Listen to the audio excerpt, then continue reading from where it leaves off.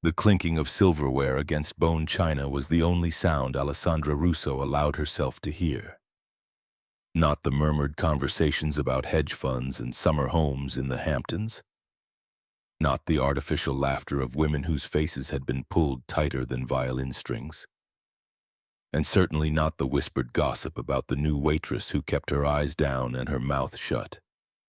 Invisibility was an art form, and at 24 years old, Alessa had perfected it. She moved through the Sterling like a ghost in white cotton and black slacks. Her dark hair, the kind that wanted to curl and rebel, was yanked into a severe bun that made her temples ache. No makeup touched her olive skin, no jewelry caught the light from the crystal chandeliers overhead. Even her footsteps were calculated, landing on the balls of her feet to minimize sound against the polished marble floors. The Sterling wasn't just a restaurant. It was a theater where New York's elite came to perform wealth, where senators pretended they weren't buying votes, where CEOs pretended their hands were clean, where the powerful pretended they were simply people enjoying a meal. Alessa knew better. She had learned to see what others missed.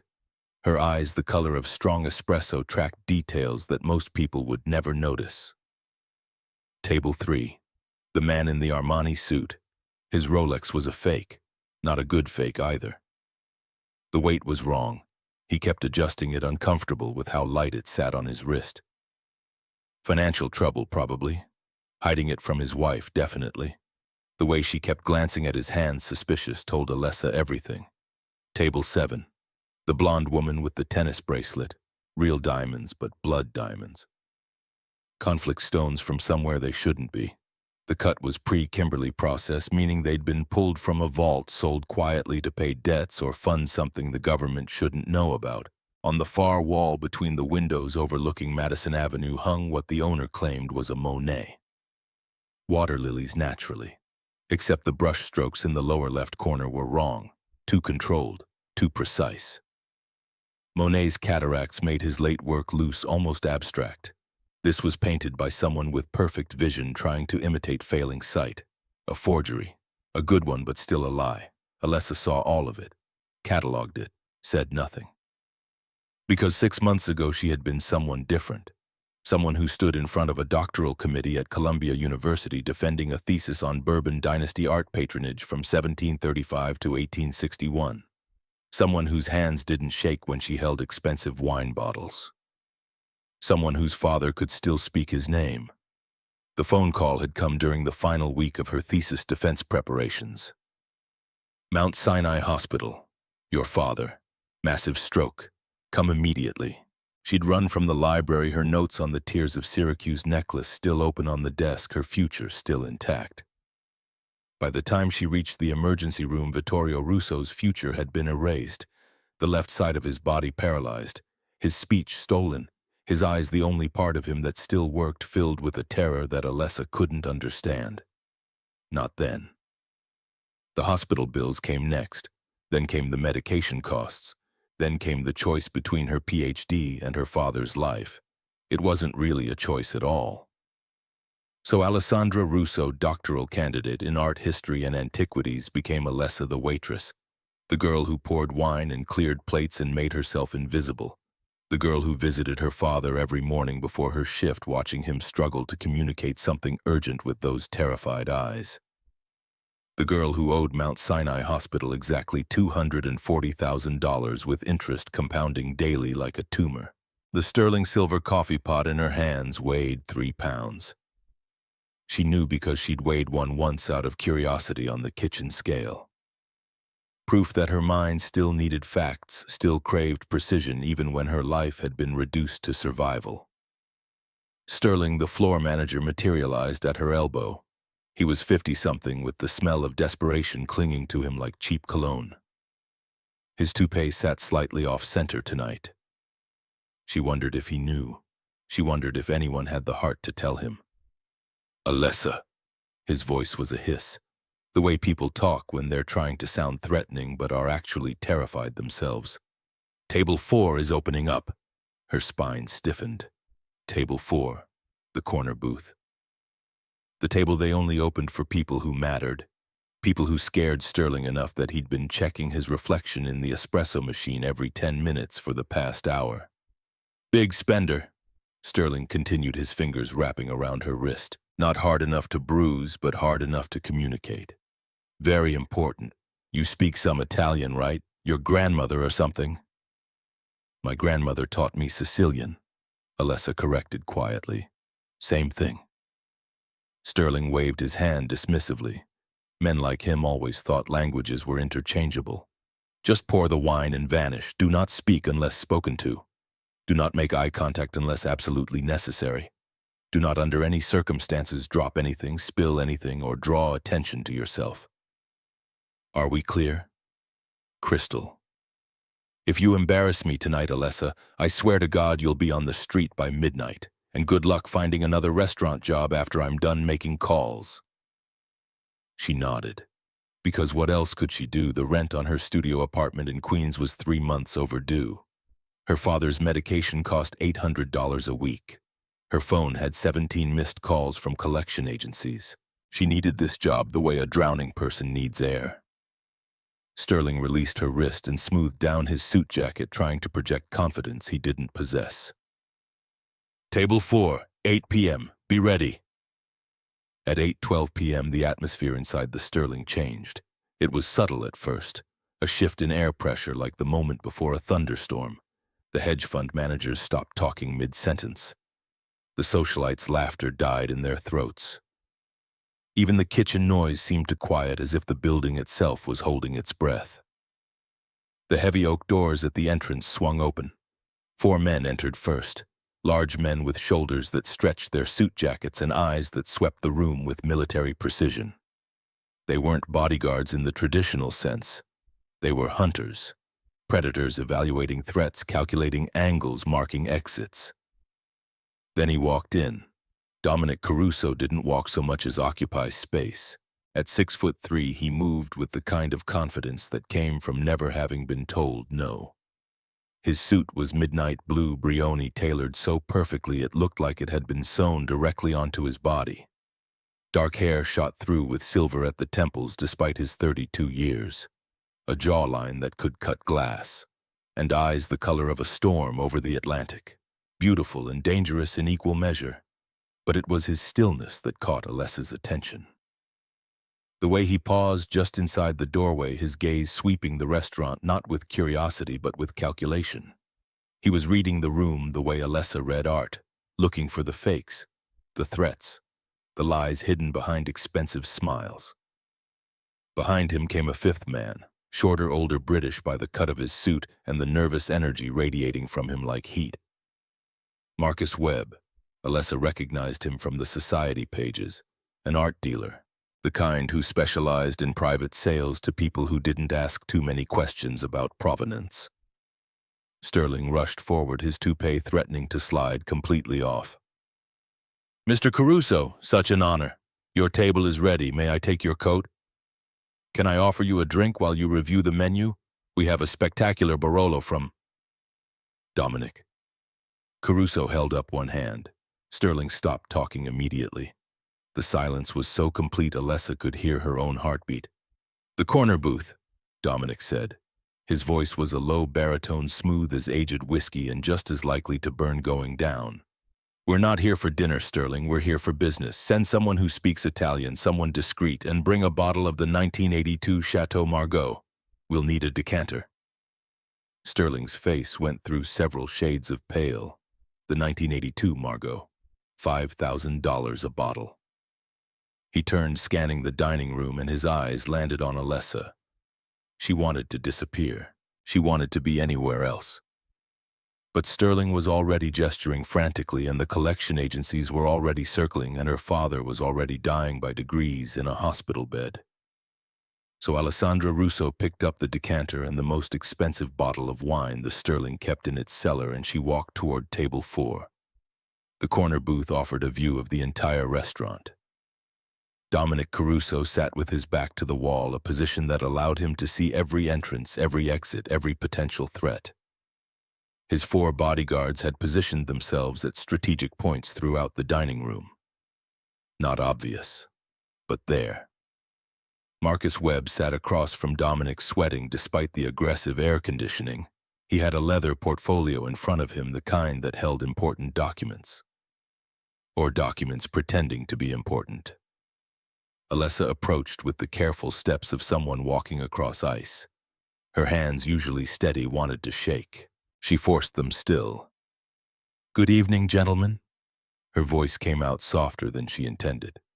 "May I pour for you?" Dominic didn't look at her. His attention was fixed on Marcus Webb with the intensity of a blade being sharpened. "You said you had ironclad provenance, Marcus. I'm not here for social niceties. Show me what you brought, or this meeting is over before the wine breathes." Marcus Webb's smile was too wide, too bright. The smile of a man trying to sell something he wasn't sure was real. "Patience, Dominic. We're discussing the acquisition of the century here. Surely a few minutes to properly appreciate. I don't appreciate being made to wait." Dominic's fingers drummed once against the white tablecloth. "Show me." Alessa uncorked the Margot with practiced silence. The wine was a deep burgundy, almost black in the low light. As she poured it into the decanter, watching it cascade against the crystal, her ears strained to hear the conversation. Marcus opened the portfolio with the reverence usually reserved for religious texts. Inside lay several documents protected by clear sleeves and a series of photographs that even from her position Alessa could see were professionally done. Museum quality. "The Tears of Syracuse," Marcus announced, his accent turning the words into something theatrical. "A diamond necklace commissioned by King Ferdinand II of the Bourbon dynasty in 1850.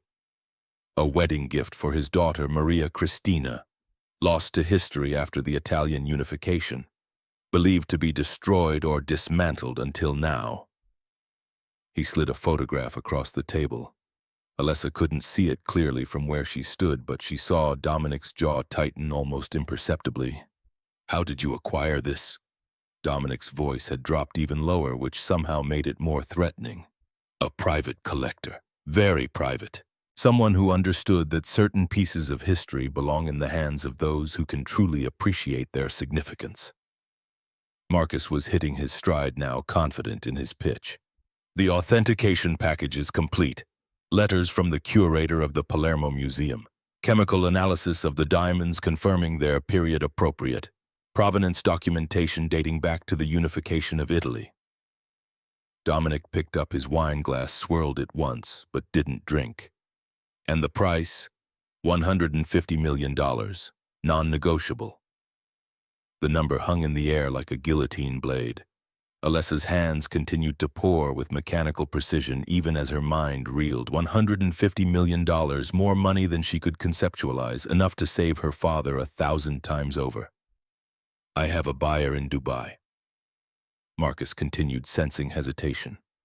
"A sheikh who's willing to pay $200 million, but I came to you first, Dominic. Out of respect for your Sicilian heritage. This piece should stay in the family, so to speak." Dominic set down his wine glass untasted. "Show me the authentication." Marcus pulled out a document encased in protective plastic. Even from several feet away, Alessa's trained eye caught details. Old paper yellowed with age, elaborate script in faded iron gall ink, an official-looking seal at the bottom embossed with red wax that had cracked with time.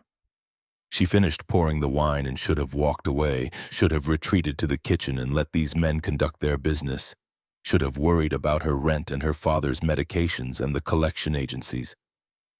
But something about that document made her pause. The calligraphy was beautiful, Florentine style, executed with the kind of careful penmanship from an era before typewriters.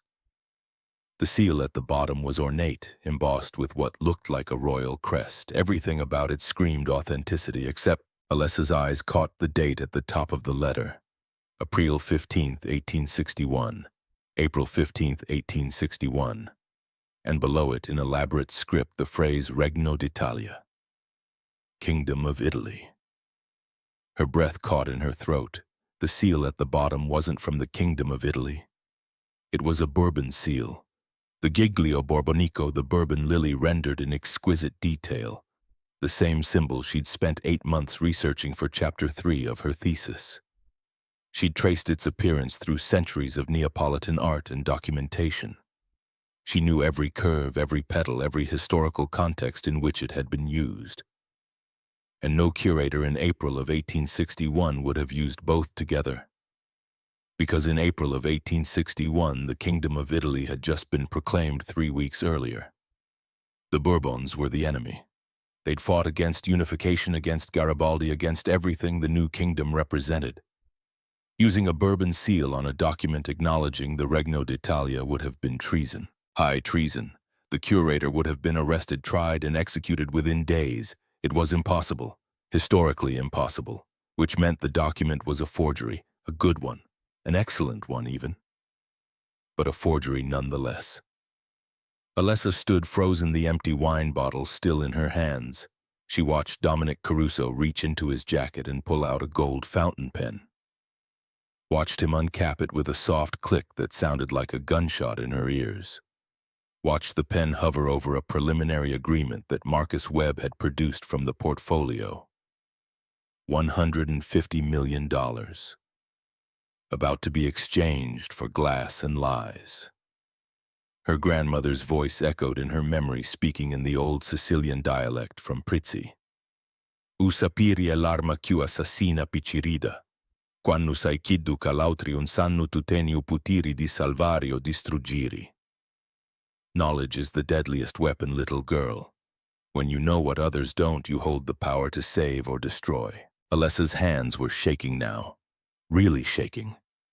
The empty wine bottle rattled softly against the sterling silver tray. Dominic Caruso was about to sign away $150 million for a fake. And once he did, Marcus Webb would disappear into whatever hole he'd crawled out of. And Dominic would have proof that he was foolish enough to be deceived, and in the world he inhabited, appearing foolish was more dangerous than appearing weak. She should walk away. She should keep her head down and her mouth shut. She should protect her job and her father and her fragile grip on survival.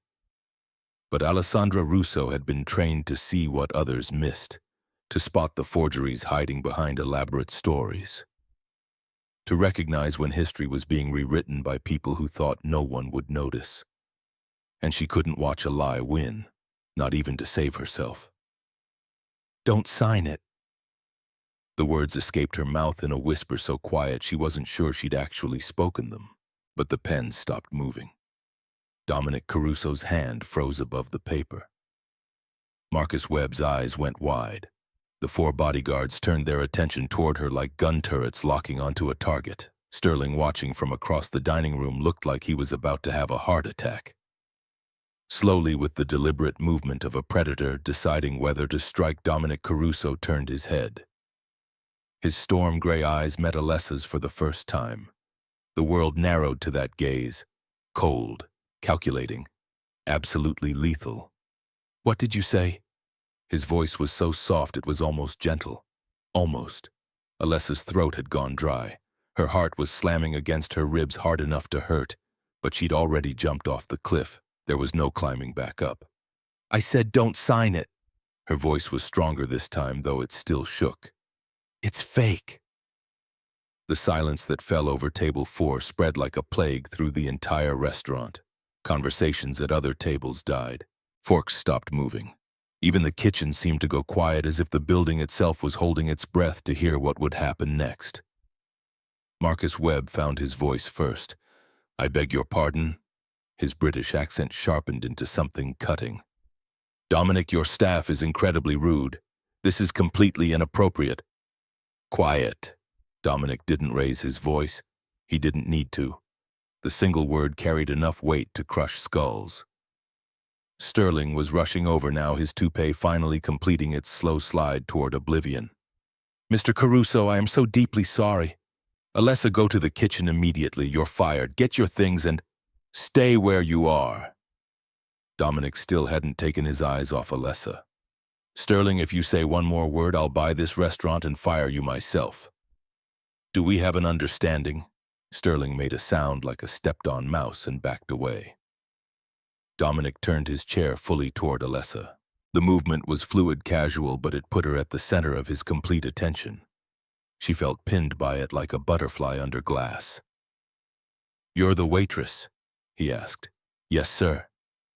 "And you're telling me that Marcus Webb, one of the most respected art dealers in London, is lying to me?" "Yes, sir." "Why?"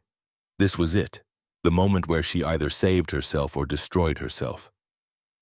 Alessa gripped the wine tray like a shield and forced herself to breathe. "The authentication letter," she said, pointing with a trembling finger toward the document. "It claims to be written by a curator at the Palermo Museum in April of 1861, right after the unification of Italy." "So," Marcus snapped, "that proves its authenticity. The date proves it's a forgery," Alessa interrupted. Men like Marcus Webb weren't used to being interrupted. Especially not by women. Especially not by waitresses. His face flushed red. But Alessa kept her eyes on Dominic, because he was listening, really listening. The letter uses the phrase Regno d'Italia, Kingdom of Italy. That's historically accurate for April 1861. The new kingdom had just been proclaimed on March 17th, 3 weeks before this letter was supposedly written. But look at the seal at the bottom. Dominic leaned forward, examining the document more closely. His jaw tightened almost imperceptibly. "That's the Bourbon royal crest," Alessa continued, her voice gaining strength as her expertise took over. "The Giglio Borbonico, the Bourbon lily, it's beautiful, it's period appropriate, and it's historically impossible." "Explain." Dominic's voice had changed. Still dangerous, but now there was something else in it. Curiosity. Interest. In 1861, the Bourbons were the enemies of Italian unification. They'd ruled Sicily and Naples for centuries under the Kingdom of the Two Sicilies. They fought against Garibaldi and his red shirts. They fought against everything the new kingdom stood for. King Ferdinand II's son Francis II was deposed in 1860. The Bourbons lost everything. She took a breath, pushing past her fear. No curator at the Palermo Museum in April of 1861 would dare use a Bourbon seal on a document acknowledging the Regno d'Italia. It would be treason, high treason. He would have been arrested by the new government within days, tried for sedition, executed publicly as an example to other Bourbon sympathizers. Alessa paused, letting the weight of history settle over the table.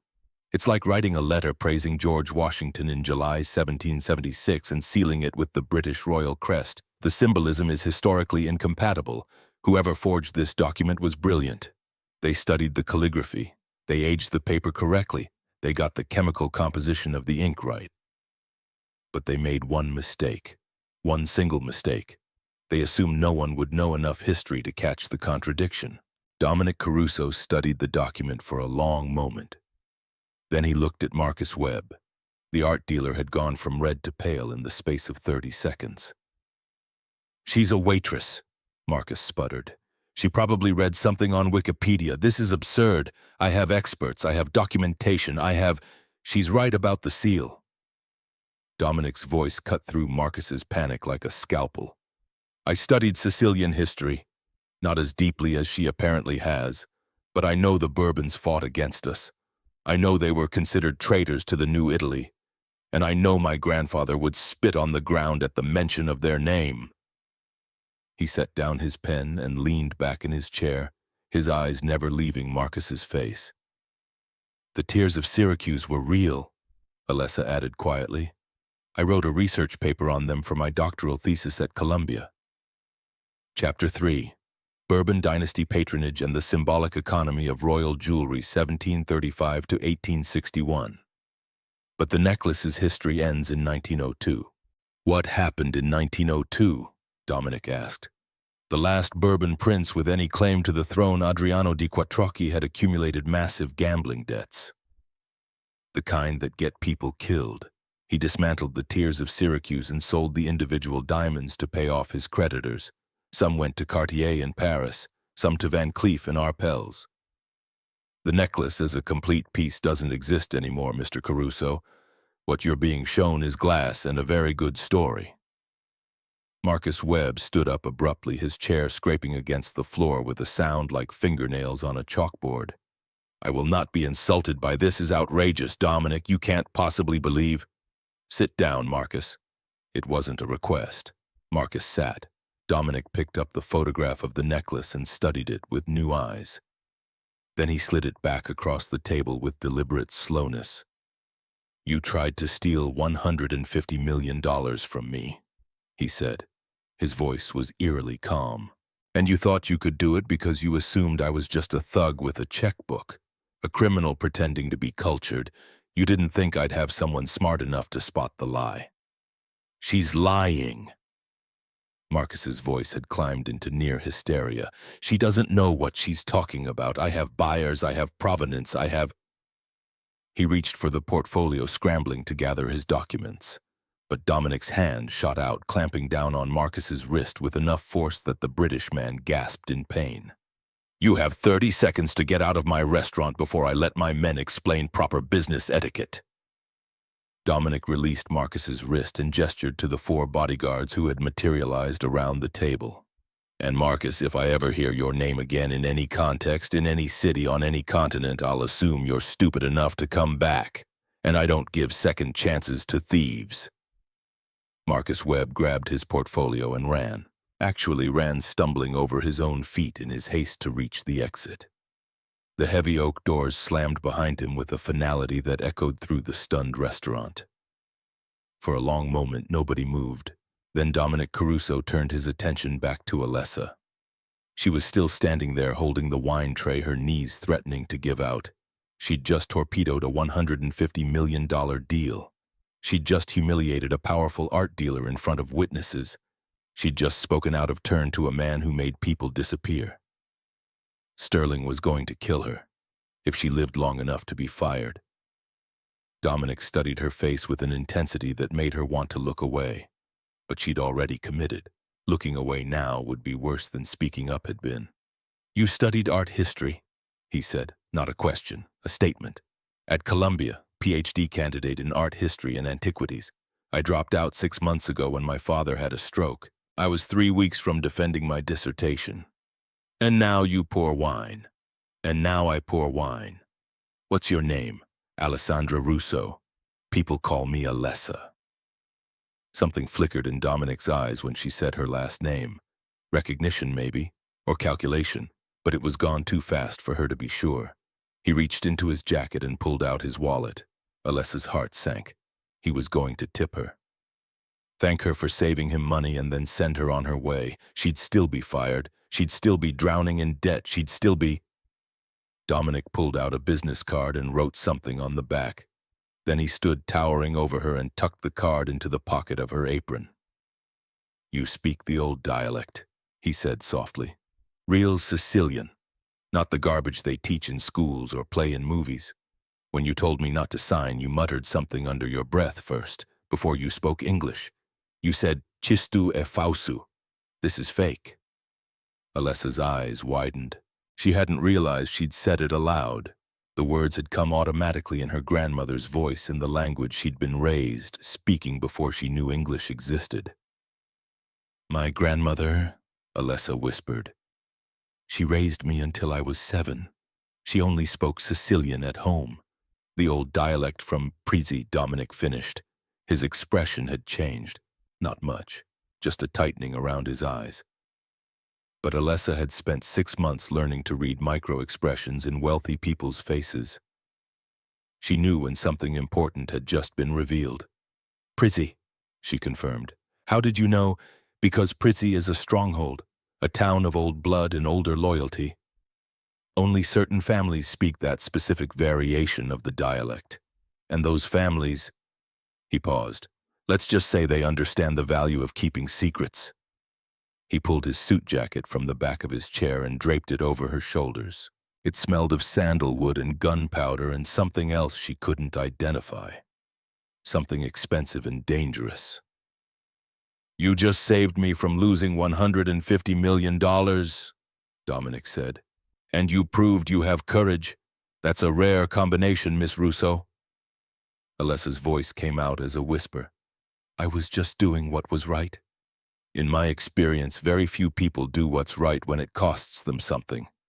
You knew speaking up might get you fired. You did it anyway." He turned to Sterling, who was hovering nearby like an anxious ghost. She doesn't work for you anymore. She works for me. Sterling's jaw dropped. Mr. Caruso, I don't understand. You don't need to. Dominic gestured to his bodyguards. My car is outside, Miss Russo. We have a great deal to discuss. Alessa's mind was spinning. I can't just... Yes, you can. Your father is at Mount Sinai, correct, Ward 7C, Vittorio Russo, admitted 6 months ago after a massive stroke. Left side paralysis, aphasia, outstanding medical bills currently at $240,127, plus interest. Her blood turned to ice. How do you know that? I make it my business to know things. He guided her gently but firmly toward the exit. Your rent is 3 months overdue. Your landlord filed eviction paperwork yesterday. You have 17 missed calls from collection agencies on your phone. And according to your credit report, which I pulled an hour ago, you're 1 bad day away from complete financial collapse. They were at the door now. The cool night air of Manhattan rushed in, carrying the smell of exhaust and rain and possibility. I can make all of that go away, Dominic said quietly. Every debt, every bill, every threat. Your father will have the best neurological care money can buy. You'll have time to breathe, to think, to decide what kind of life you actually want instead of just surviving day to day. What do you want in exchange? Alessa's voice was steady despite the fear coursing through her veins. Someone who can do what you just did. Someone who can spot the fakes. Someone who knows the old language and understands what it means. Someone who can help me navigate a world where knowing the truth is more valuable than any amount of money. What world is that? Dominic Caruso smiled. It wasn't a kind smile, but it was honest. The real one, Miss Russo. Welcome to the real world. And with that, he led her out into the New York night, away from the false elegance of the Sterling, away from the life she'd been trying to maintain through sheer stubbornness and desperation. Alessandra Russo, doctoral dropout and invisible waitress, walked through those heavy oak doors and into a story that had been written 3 decades before she was born. She just didn't know it yet. The armored SUV moved through Manhattan like a shark through dark water, silent, predatory, inevitable. Alessa sat in the back seat. Dominic's jacket still draped over her shoulders.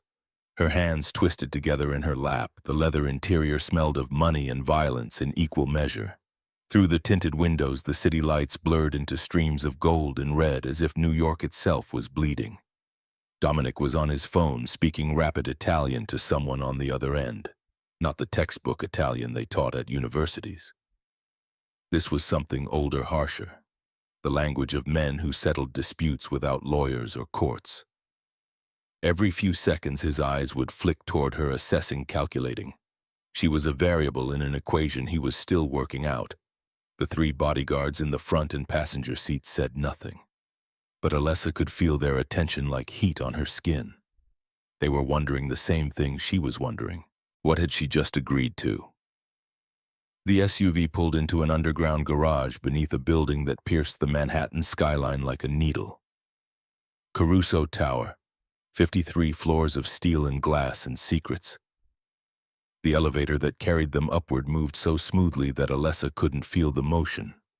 Only the digital numbers climbing told her they were rising at all. 48, 49, 50. The doors opened directly into the penthouse. Alessa had seen wealth before. Columbia attracted donors who thought a few million could buy their idiot children degrees they hadn't earned. The Sterling served people who spent more on a single meal than most families made in a month. But this was different. The penthouse wasn't decorated, it was curated. Floor-to-ceiling windows overlooked the city, turning Manhattan into a sprawling kingdom laid out for inspection. But Alessa's eyes weren't drawn to the view. They were drawn to the walls. On the far wall between 2 windows hung a painting that made her breath catch. The Taking of Christ, Caravaggio's masterpiece, the one that had been lost for centuries, rediscovered in Dublin in 1990, and then vanished again in 2002 from a private collection in Rome. Here, hanging in a mobster's living room like it was a poster from IKEA. You recognize it, Dominic said, not a question. The chiaroscuro, Alessa whispered, moving closer despite herself. The way he uses light as a character in the scene. Forgers can copy the composition. They can copy the colors, mix the pigments to match spectroscopic analysis. But they can never quite capture how Caravaggio understood shadow, how he made darkness feel alive, how the light doesn't just illuminate the subjects, it reveals their souls. Her fingers itched to touch it, to verify what her eyes were telling her, but she kept her hands locked at her sides. "It's real," Dominic said. He poured amber liquid into 2 crystal glasses from a decanter on the bar. "Stolen from a collector in Rome in 2002. I bought it from the thief. It will be returned to the Italian government, eventually, when certain political conditions are met and certain people are no longer in positions to ask uncomfortable questions." He handed her one of the glasses. She took it because refusing felt more dangerous than accepting. "You're wondering why I brought you here," Dominic continued. He moved to the windows, his silhouette framed by the city lights. "You think I want you to authenticate paintings, help me buy art, play advisor to a criminal trying to pretend he's cultured?"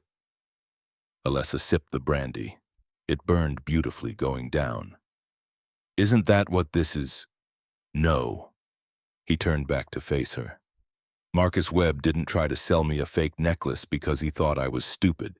He tried because someone told him I was vulnerable, that I'm young, inexperienced, that I inherited my position but haven't earned it, that I'm a boy playing at being a man in a world of wolves." He set his glass down with a soft click against marble. "I was 2 years old when my father was killed. Too young to remember his face, too young to understand what it meant when they told me he wasn't coming home. I grew up with photographs of a man I never knew. Crime scene reports I read when I was old enough to understand them. An empty chair at every birthday, every Christmas, every moment that should have had a father in it." Alessa heard the grief underneath the anger, the wound that hadn't healed, maybe never would. "My father's advisors raised me, taught me the business, prepared me to take over when I turned 21. For 13 years I've been legitimizing what my father built, moving us out of violence and into business, real estate, technology, art, making us respectable. But the old guard doesn't trust it. They think I'm soft, that I don't understand the old ways, that I dishonor my father's memory by trying to go legitimate." He walked to a mahogany desk and pulled out a folder, flipped it open to reveal photographs, men in expensive suits, names written in neat block letters beneath each face. Gambino, Russo, De Luca, Moretti, Kane. "In 6 days there's a gathering, the Gala of Roses. It's held every year at the Metropolitan Museum. 5 families, 3 senators, 2 federal judges, half a dozen billionaires who need their money cleaned. It's where wars are started, where territories are divided, where the future of this city is decided by people the public will never see." Dominic slid the folder across to her. Alessa looked down at the photographs. Older men mostly, men with hard eyes and expensive smiles, men who'd built fortunes on broken bones and buried secrets. Except one.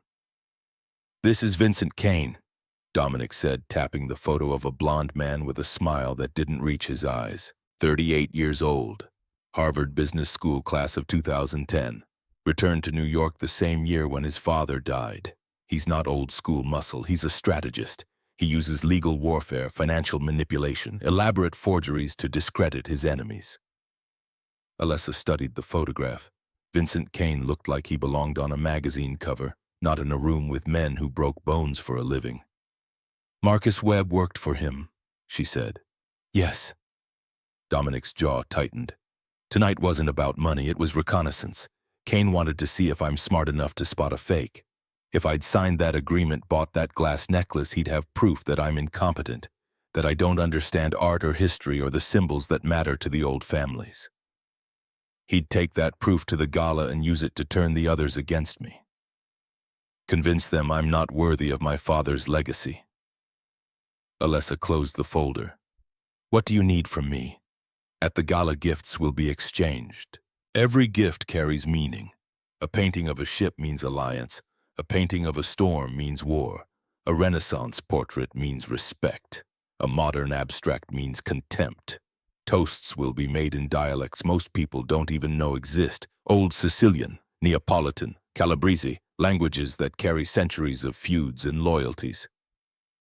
He moved closer, his presence filling the space between them.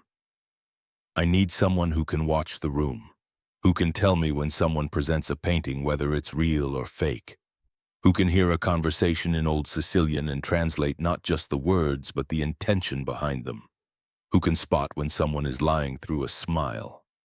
I don't need a criminal, Miss Russo. I have people for that. I need a translator, not for language, for culture, for truth. I need someone who can authenticate not just art but people, their intentions, their lies, their loyalty. Alessa's mind was racing. This was insane. This was dangerous. This was everything she'd spent 6 months running away from. The world of power and consequences and choices that couldn't be undone. "And if I say no?" she asked. Dominic pulled a thin blue folder from his jacket pocket, set it on the desk between them like a grenade with the pin already pulled. Alessa's hands were shaking as she opened it. Inside were printouts, bank statements, medical bills, collection notices, legal threats. Her entire life reduced to numbers and threats and final warnings. Vittorio Russo, Mount Sinai Hospital Ward 7C. Outstanding balance $240, $127.94. Interest accruing at 8.9% annually. Final notice. Legal action pending. Eviction notice for 4317 Broadway, Queens, NY. Hearing scheduled. 3 days. "You investigated me," she said. Her voice sounded hollow in her own ears. "I investigate everyone." No apology in his tone. No guilt. Just the cold efficiency of a man who survived by knowing everything. "You have 3 days before they throw your father out of the hospital and into a city-funded nursing facility where he'll die of neglect within 6 months. 1 week before the marshals show up at your apartment and put your belongings on the street. You're drowning, Miss Russo, and you're too proud to ask for help." Alessa felt tears prick her eyes. She blinked them back furiously. She would not cry. Not here, not in front of this man who saw everything and felt nothing. "Why would you help me?" Her voice cracked despite her best efforts. "You don't know me. You don't owe me anything." Dominic picked up his phone, tapped the screen a few times, then turned it toward her. Wire transfer confirmation. Mount Sinai Hospital. Patient Vittorio Russo. $240, $127.94. Paid in full. Status complete. Additional transfer. Vittorio Russo housing stipend, $100,000. Memo medical care, housing, and living expenses. Both transactions time-stamped, 8:47 p.m., 20 minutes ago, while they'd been in the car driving through the city. "I already paid them," Dominic said quietly.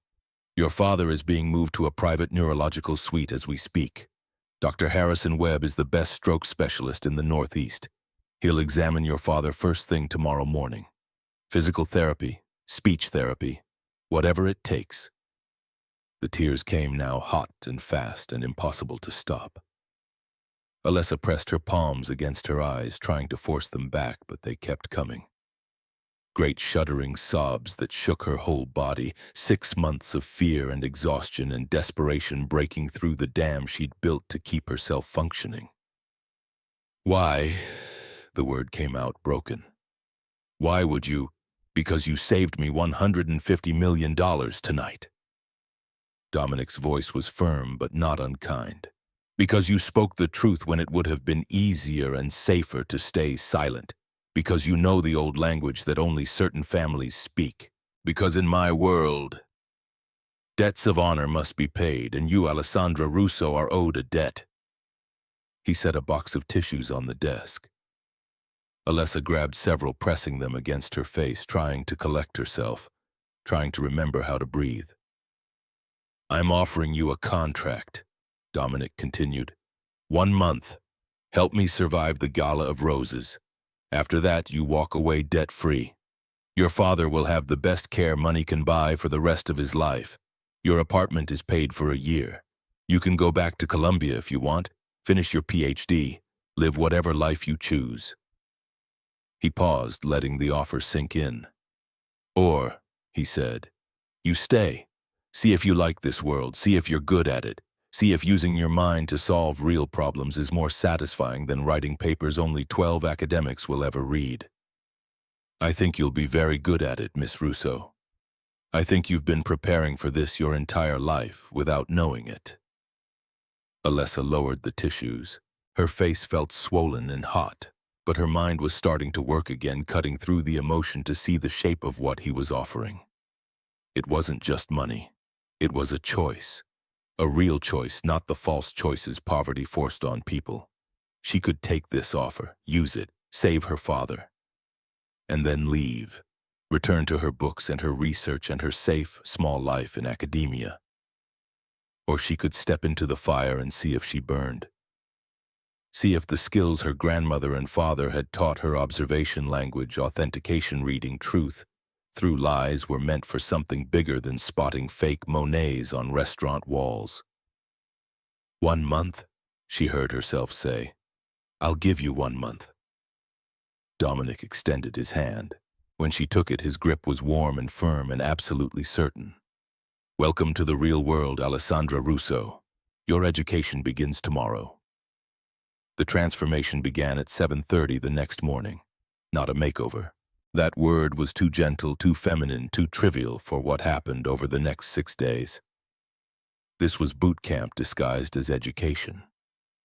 Military training for a war fought with words and symbols instead of bullets.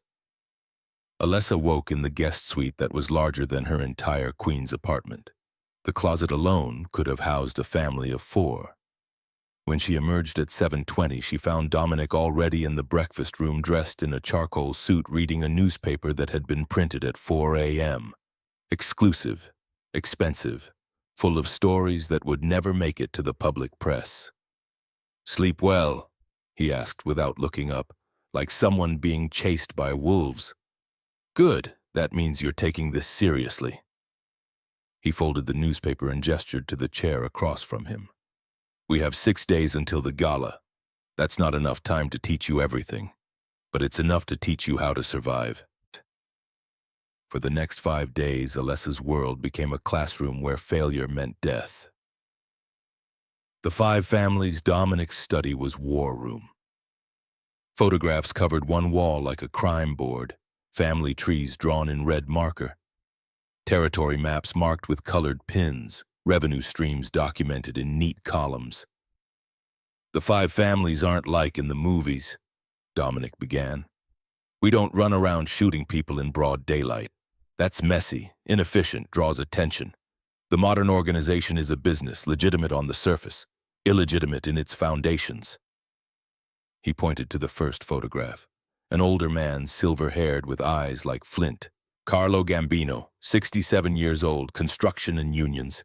If you want to build in this city, you go through him.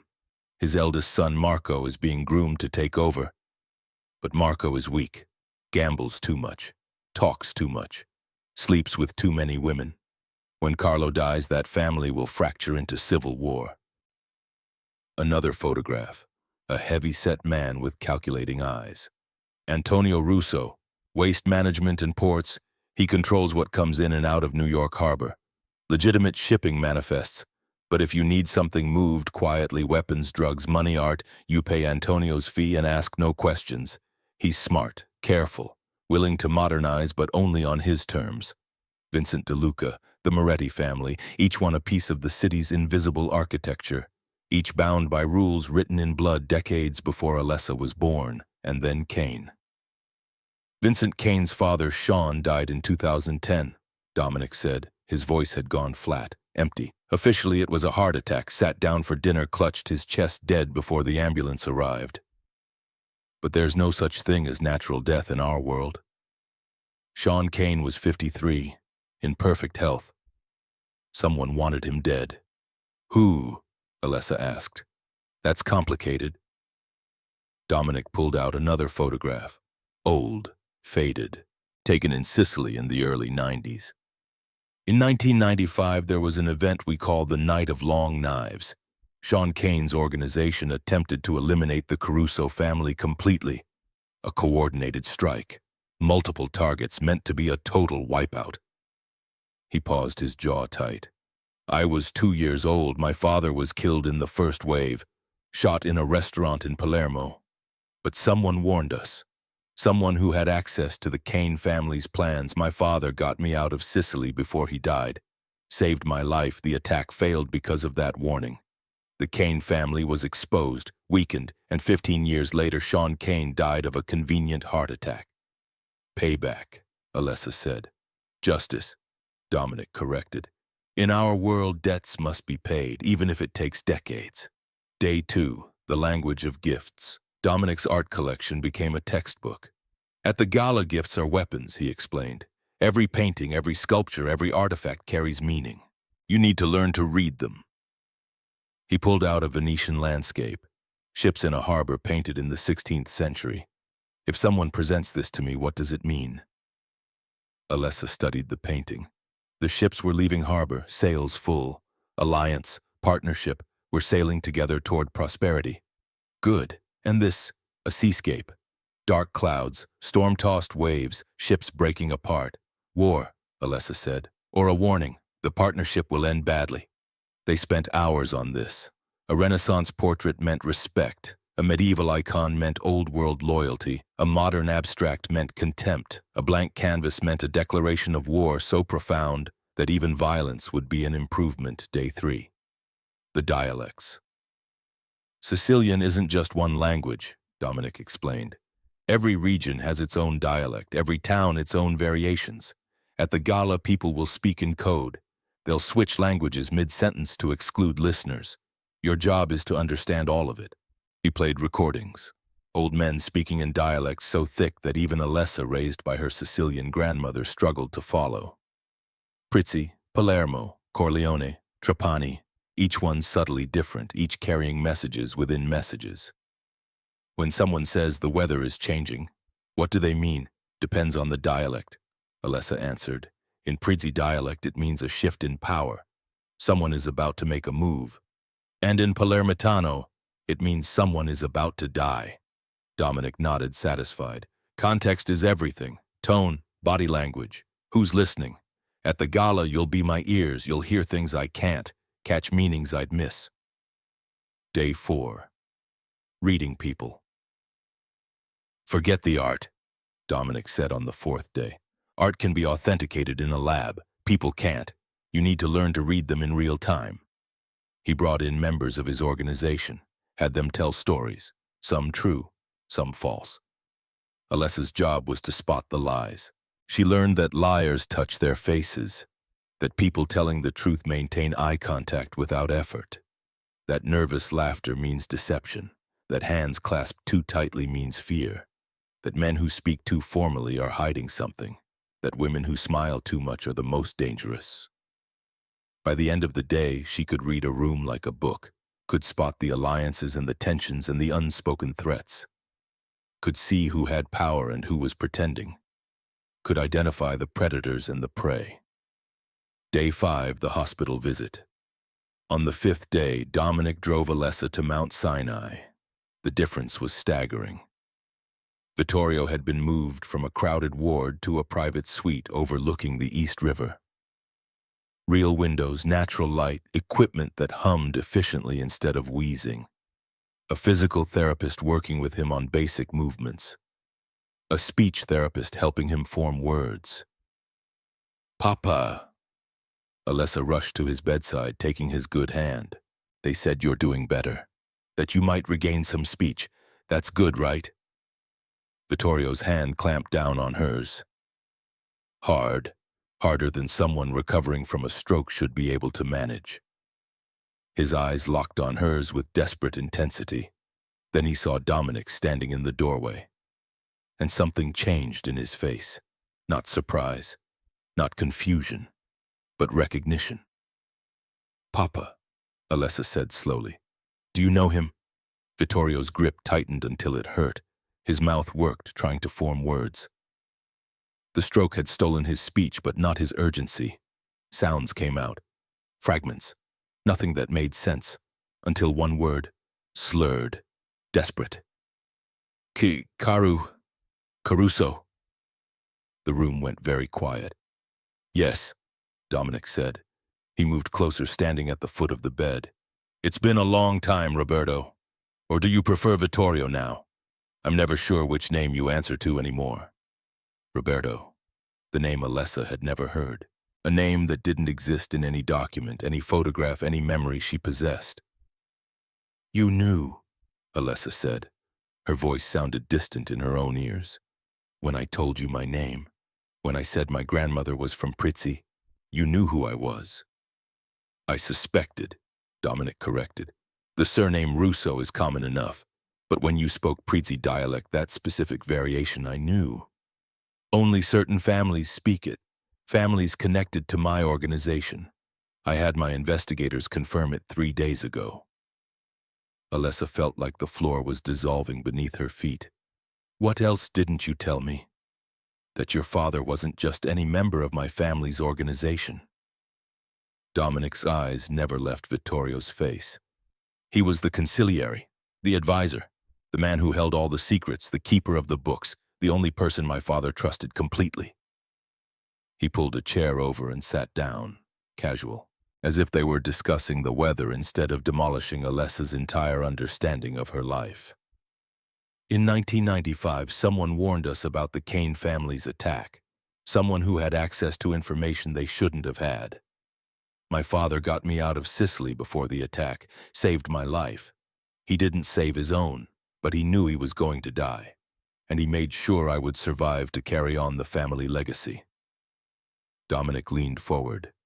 The next day, the conciliary vanished, along with something very valuable, something my father had kept as insurance, a ledger, il libro no, the black book, documents, proof of corruption that could destroy powerful people, bank records, photographs, recorded conversations, decades of evidence. We thought the conciliary had betrayed us, sold the information to our enemies. Vittorio was shaking his head frantically. Sounds escaped his throat, denials, protests, explanations he couldn't articulate. But he didn't, did he? Alessa heard herself say. He was following orders. Dominic's expression shifted. Something like respect entered his eyes. You're smarter than I gave you credit for. My father taught me Sicilian before I could walk. Taught me to observe everything, to question everything, to authenticate not just art but people, their words, their intentions. I thought he was just being a good parent, an educated man raising his daughter to think critically. She looked down at Vittorio, her father, this man she thought she knew. But he wasn't teaching me to survive academia. He was teaching me to survive this, to recognize codes, to read symbols, to understand that nothing is what it seems. He was training me for a world I didn't know existed, just in case someone came looking. Tears were running down Vittorio's face now. His good hand reached up, touching Alessa's cheek with heartbreaking gentleness, trying to communicate decades of fear and love and sacrifice. What did he take? Alessa asked Dominic. This insurance. What was in the black book? That's what I'm trying to find out. Because Vincent Kane is also looking for it. And unlike me, Vincent doesn't care who gets hurt in the process. He doesn't want it for leverage. He wants it destroyed because it contains proof of crimes his family committed. Evidence that could still send people to prison, that could unravel decades of carefully constructed legitimacy. Dominic stood, straightening his jacket. Your father is safe here. My men are stationed outside 24/7. But the clock is ticking, Miss Russo. The gala is in 2 days. And if Vincent Kane figures out who you are before we're ready, if he realizes the conciliary's daughter is now working for me, your father won't be the only one in danger. He walked to the door, then paused. By the way, when you speak to your father, try the old dialect, the Prizzi variation. The stroke affected his English and his standard Italian, but I have a feeling his Sicilian is just fine. The old languages live deeper in the brain. They're harder to kill. Then he was gone, leaving Alessa alone with a man who was suddenly a stranger. She squeezed her father's hand and said in the dialect her grandmother had taught her on a different continent in a different lifetime, Papa. O tempo degli segreti è finito. Dimmi la verità. The time for secrets is over. Tell me the truth. And Vittorio Russo or Roberto D'Angelo or whoever he really was closed his eyes and began to weep. When he opened them again, he spoke, slowly, painfully, but in perfect Fluent Sicilian that the stroke hadn't touched. I stole it to save you, to save everyone. Forgive me, Piccerita. Forgive me. Day 6. The final preparation the night before the gala. Alessa couldn't sleep. She found Dominic at 3 a.m. in his study surrounded by papers and photographs, planning strategies like a general before battle. She'd made tea, couldn't sleep. The anxiety about tomorrow was building like a thunderstorm in her chest. Can't sleep either? She asked, standing in the doorway. He looked up, surprised, as if he'd forgotten other people existed. Come in. She entered, setting a mug of tea on his desk. He nodded thanks, but didn't drink it immediately. I keep thinking about that seal, she said. The bourbon crest on Marcus Webb's forgery. It was perfect. Too perfect. Like someone had studied it extensively, understood the symbolism, the historical context, everything except the one detail that made it impossible. And, Dominic prompted, and Marcus Webb is a mediocre art dealer at best. He doesn't have the expertise to create something that sophisticated, which means he had help, real help, someone who knows their history, someone with access to resources and experts. Alessa moved closer to the desk, studying the photographs spread across its surface. Vincent Kane went to Harvard Business School. But what if he studied art history too? What if he's been building a team of forgers and experts for years? What if this isn't about territory or money? What if he's trying to prove that you don't deserve to lead because you can't tell real from fake, because you don't understand culture and history and the symbols that mattered to your father's generation? Dominic leaned back in his chair, studying her. That's exactly what I think too. At the gala, he'll make his move. I don't know what, I don't know when, but it'll be designed to humiliate me in front of the 5 families. To prove I'm not worthy of my father's legacy. Then we humiliate him first, Alessa said. Dominic's eyebrows rose. How? He has a collection, right? Paintings, artifacts, things he shows off to prove he's cultured, educated, better than the thugs his father was. Yes, a substantial collection. He's been acquiring pieces for years. Then we challenge him, publicly, an authentication competition. 5 families present, he brings his best piece, you bring yours. Whoever can prove their piece is more authentic wins. Winner takes, what? Respect, authority, proof that they understand the culture. Alessa's mind was racing now, seeing the chess game several moves ahead. Vincent will have to accept. If he refuses, he looks weak, like he's afraid his collection isn't real. And if he accepts, we've forced him to play on our battlefield. Authentication is my expertise, not his. We turn his own weapon against him. Dominic was quiet for a long moment, then he smiled. Actually smiled. It transformed his face, made him look younger, almost boyish. You're going to be very dangerous, Alessandra Russo. My father would have loved you. I learned from the best, she said, then more quietly. Thank you for my father, for giving me a choice, for treating me like an equal instead of a pawn. Don't thank me yet, Dominic interrupted. Wait until after the gala. If we're both still alive and Vincent Kane is destroyed, you can thank me then. But he said it with warmth, with something that might have been the beginning of real partnership, not boss and employee, not criminal and consultant, but 2 strategists recognizing each other across a chessboard. Alessa picked up one of the photographs from his desk, a young woman, beautiful, sad eyes. Who is this? Dominic's expression closed off. My sister, she died when I was 14. Vincent Kane's father was involved, though we could never prove it. Another debt that needed to be paid. I'm sorry. So am I. He took the photograph back carefully, placing it in a drawer. Get some rest, Miss Russo. Tomorrow we go to war. The night of the gala arrived like an execution date. Alessa stood in front of the full-length mirror in her room, barely recognizing herself. The dress was emerald green Dior cut to enhance without revealing. Elegant armor for a battlefield disguised as a party. The necklace around her throat was vintage, the stones old and heavy. diamonds that had belonged to Tsarina Alexandra before the revolution tore her world apart. "Wearing Russian royalty," Dominic had said when he'd placed it around her neck an hour ago. His fingers had been warm against her skin, professional, careful. "That tells everyone you have access to history itself, that you're not just some girl I hired off the street. You're someone who understands power, who knows that the past never really dies, it just waits to be used." Her hands were shaking. She pressed them flat against her stomach, trying to calm her breathing. In 6 days, her entire world had been rewritten.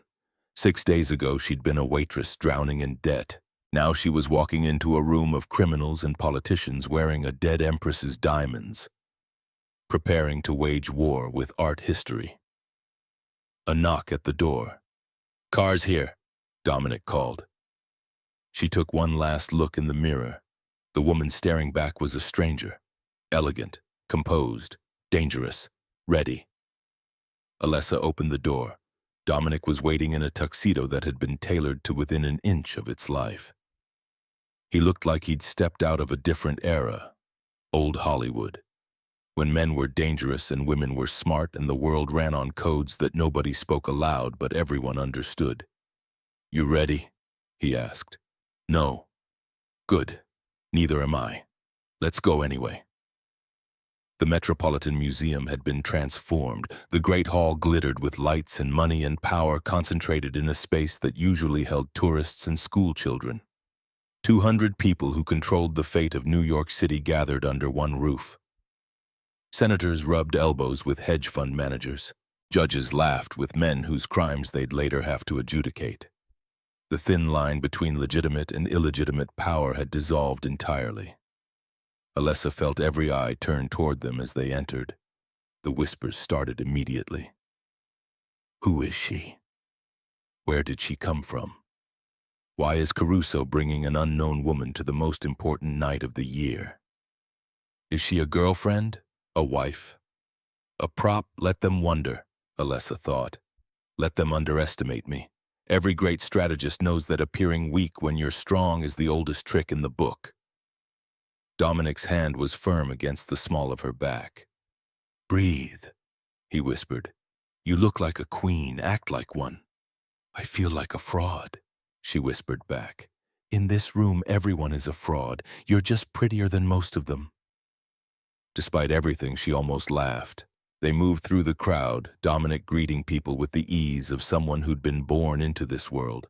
Antonio Russo with his cold smile and colder eyes calculating the advantage of every handshake. Carlo Gambino with his grandson in tow already grooming the next generation for power. Vincent De Luca with his wife, who wore enough jewelry to fund a small country and the hollow eyes of someone who'd learned not to ask questions. And then across the room near the Egyptian wing she saw him. Vincent Kane. He was holding court surrounded by men who laughed too hard at his jokes and women who looked at him with the kind of hunger that had nothing to do with desire and everything to do with proximity to power.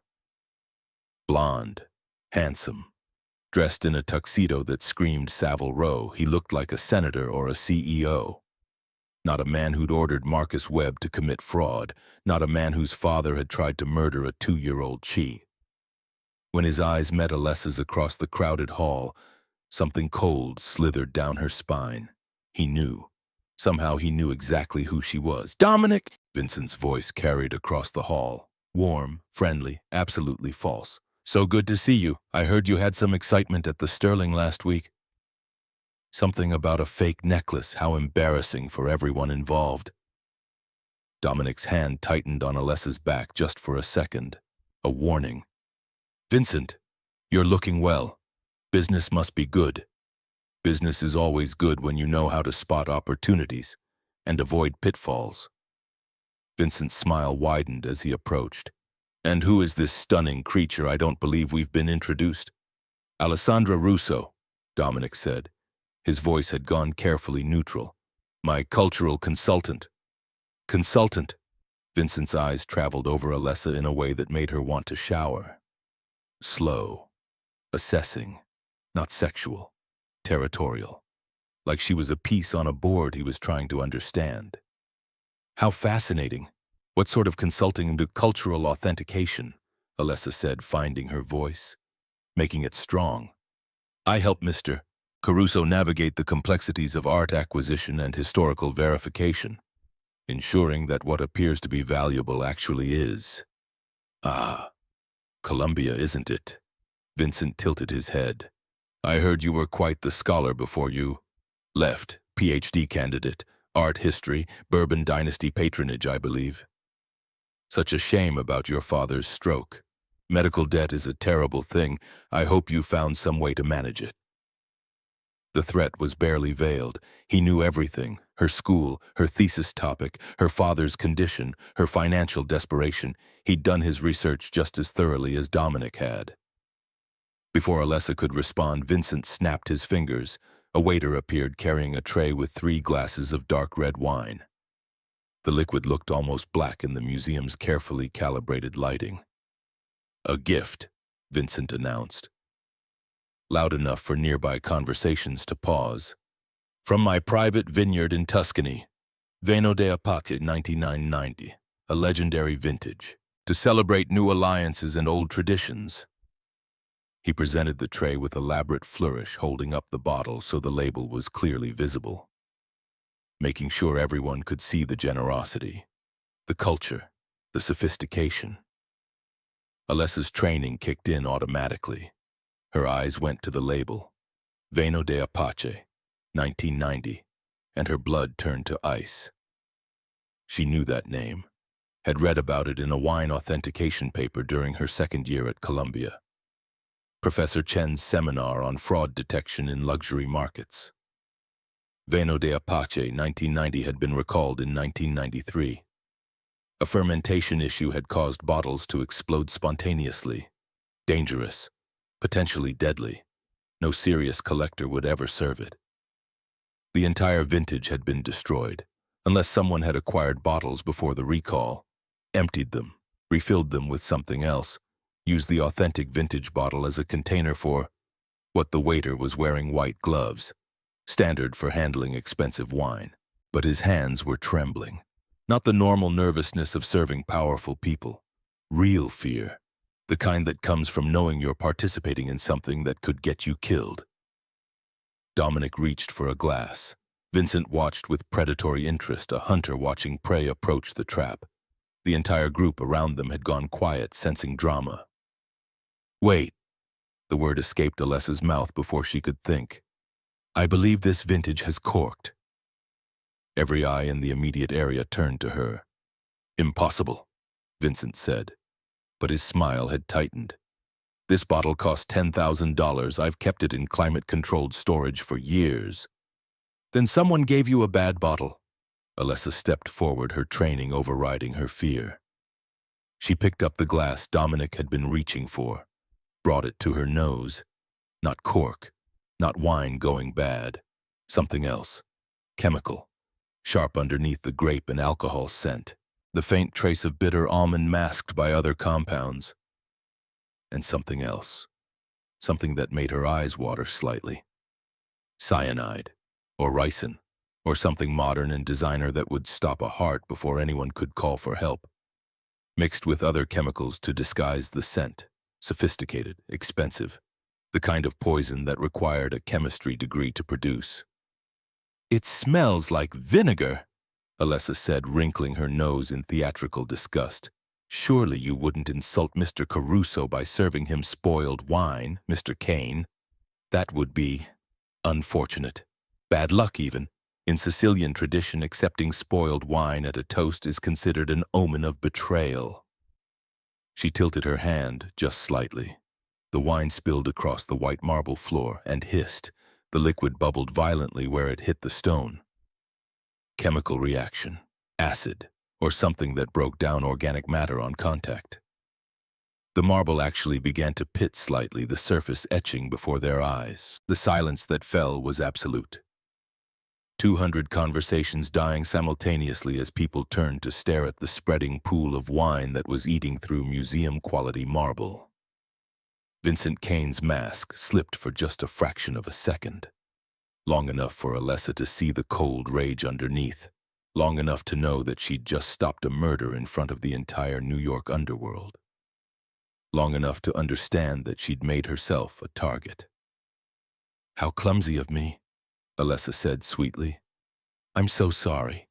Perhaps Mr. Kane's sommelier should be more careful with his inventory. Or perhaps the storage conditions weren't as climate-controlled as believed. These things happen." Vincent's jaw tightened. His hands clenched into fists at his sides. "Yes, perhaps. My sommelier will be dealt with appropriately." The threat hung in the air. An innocent man would die tonight because Vincent needed to maintain his cover, because admitting intent was worse than accepting blame for incompetence. Dominic took Alessa's arm. "We should get you cleaned up. There's wine on your dress. Excuse us, Vincent." He guided her away, moving quickly but not running. Through the crowd, toward the bathrooms, toward temporary safety. But Alessa could feel Vincent's eyes on her back, tracking her movement through the crowd, calculating, planning. The game had just escalated from reconnaissance to active warfare, and she'd painted a target on herself in front of everyone who mattered. Behind an Egyptian sarcophagus away from the crowd, Dominic stopped. His breathing was heavy. His hand on her arm was shaking slightly. "You saved me again," he said. His voice was raw. "How did you know? The vintage, Vino de Apache 1990, was recalled in 1993. Fermentation issue caused explosions. No collector would serve it unless they'd emptied the original wine and replaced it with something else. And the smell, it wasn't cork or vinegar. It was bitter almond, classic cyanide indicator, with other compounds masking it." Dominic stared at her. The adrenaline was high. The music from the gala swelled in the next room. The gap between life and death had been measured in seconds. "Who are you, Alessandra Russo?" he murmured. "Waitresses don't know about recalled vintages and chemical compounds. PhD candidates don't spot assassination attempts." "I told you," she said, breathless. "I read a lot, and my father taught me to question everything, to authenticate everything, to assume that nothing is what it appears to be." Dominic didn't speak. He grabbed the nape of her neck and pulled her to him. The kiss was hungry, possessive, the kiss of a man who'd almost died and wanted to prove he was alive, the kiss of someone recognizing an equal for the first time in his life. Alessa melted into him. For a moment, the danger didn't matter.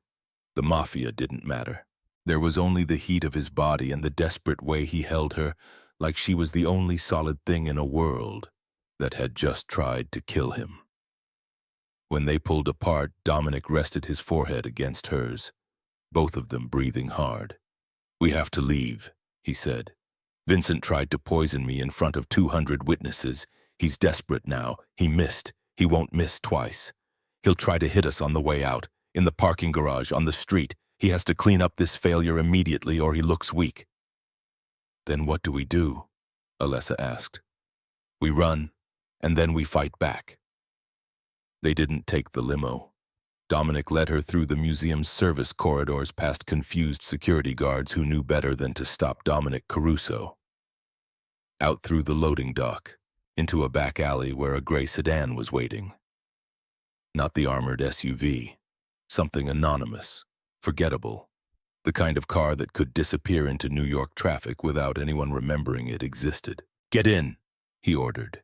They sped through Manhattan, weaving through traffic. Dominic drove himself, no bodyguards, no backup. Just the two of them and the city lights smearing past the windows. "We're going to a safe house," Dominic said. His knuckles were white on the steering wheel. "Upstate, Hudson Valley, 2 hours away. Vincent's bought off half the NYPD. We can't trust anyone in the city tonight." They drove in silence, the weight of what had just happened settling over them like fog. Vincent Kane had tried to murder Dominic Caruso at the most important gathering of the year, in front of senators and judges, in front of the 5 families. That wasn't just bold, it was suicidal. Unless Vincent was so desperate that he had no other choice.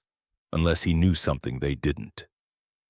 The safe house was a cabin that looked like it had been built to withstand a siege. High fences topped with razor wire. Security cameras every 20 feet, motion sensors hidden in the trees. Dominic punched a code into a keypad and steel-reinforced doors opened with a hydraulic hiss. Inside the cabin was sparse, functional, a place designed for hiding, not living. Alessa sank onto a leather couch that smelled of disuse and stared at her hands. They were shaking, had been shaking since the wine hissed on the marble floor, since she'd realized how close Dominic had come to dying, how close she'd come to watching him die. Dominic locked the door, armed the security system with movements that spoke of long practice, then disappeared into the kitchen, returning with 2 bottles of water and a blanket he draped over her shoulders. "I need to make calls," he said. His voice was steady, but his eyes were storms. "Organize a response. Vincent declared war tonight. I need to—" "Who was my father?" Alessa interrupted. Her voice was steady now, empty. All the fear had burned away, leaving something harder behind. "I don't want the sanitized version. I want the truth, all of it. Every detail you've been holding back." Dominic sat down in the chair across from her, leaned forward, elbows on his knees. For the first time since she'd met him, he looked tired, like the weight of the world had finally become too much to carry with perfect posture. "Your father was Roberto D'Angelo, born in Prizzi in 1967. Started working for my father's organization when he was 18. Apprentice first, errand boy, nobody special. Just another kid from the old country trying to make his way in a new world." He paused, choosing his words carefully. But Roberto was different, smarter than anyone realized. He understood numbers, patterns, strategy, could read a balance sheet and find the lie buried 3 layers deep, could listen to a conversation and hear what wasn't being said. By the time he was 23, he'd become my father's consigliere. The advisor, the man who held every secret, every deal, every piece of leverage the Caruso family possessed. Alessa listened, her world rewriting itself with every sentence. In 1995, the Kane family decided to eliminate us. It was supposed to be a complete wipeout, the night of long knives. Every high-ranking Caruso family member killed in coordinated strikes across Sicily and New York. One night, total extinction. Dominic's voice had gone hollow. Someone warned us. Someone who had access to the Kane family's plans. Someone inside their organization or close enough to know. "My father. We think so.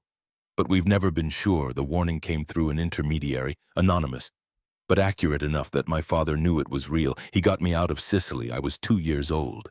He put me on a plane with my aunt, saved my life. Dominic stood pacing to the window. Outside, the woods were black and silent. My father stayed behind, to buy time, to make sure the rest of the family could escape. They shot him in a restaurant in Palermo, made it look like a robbery, but Roberto knew.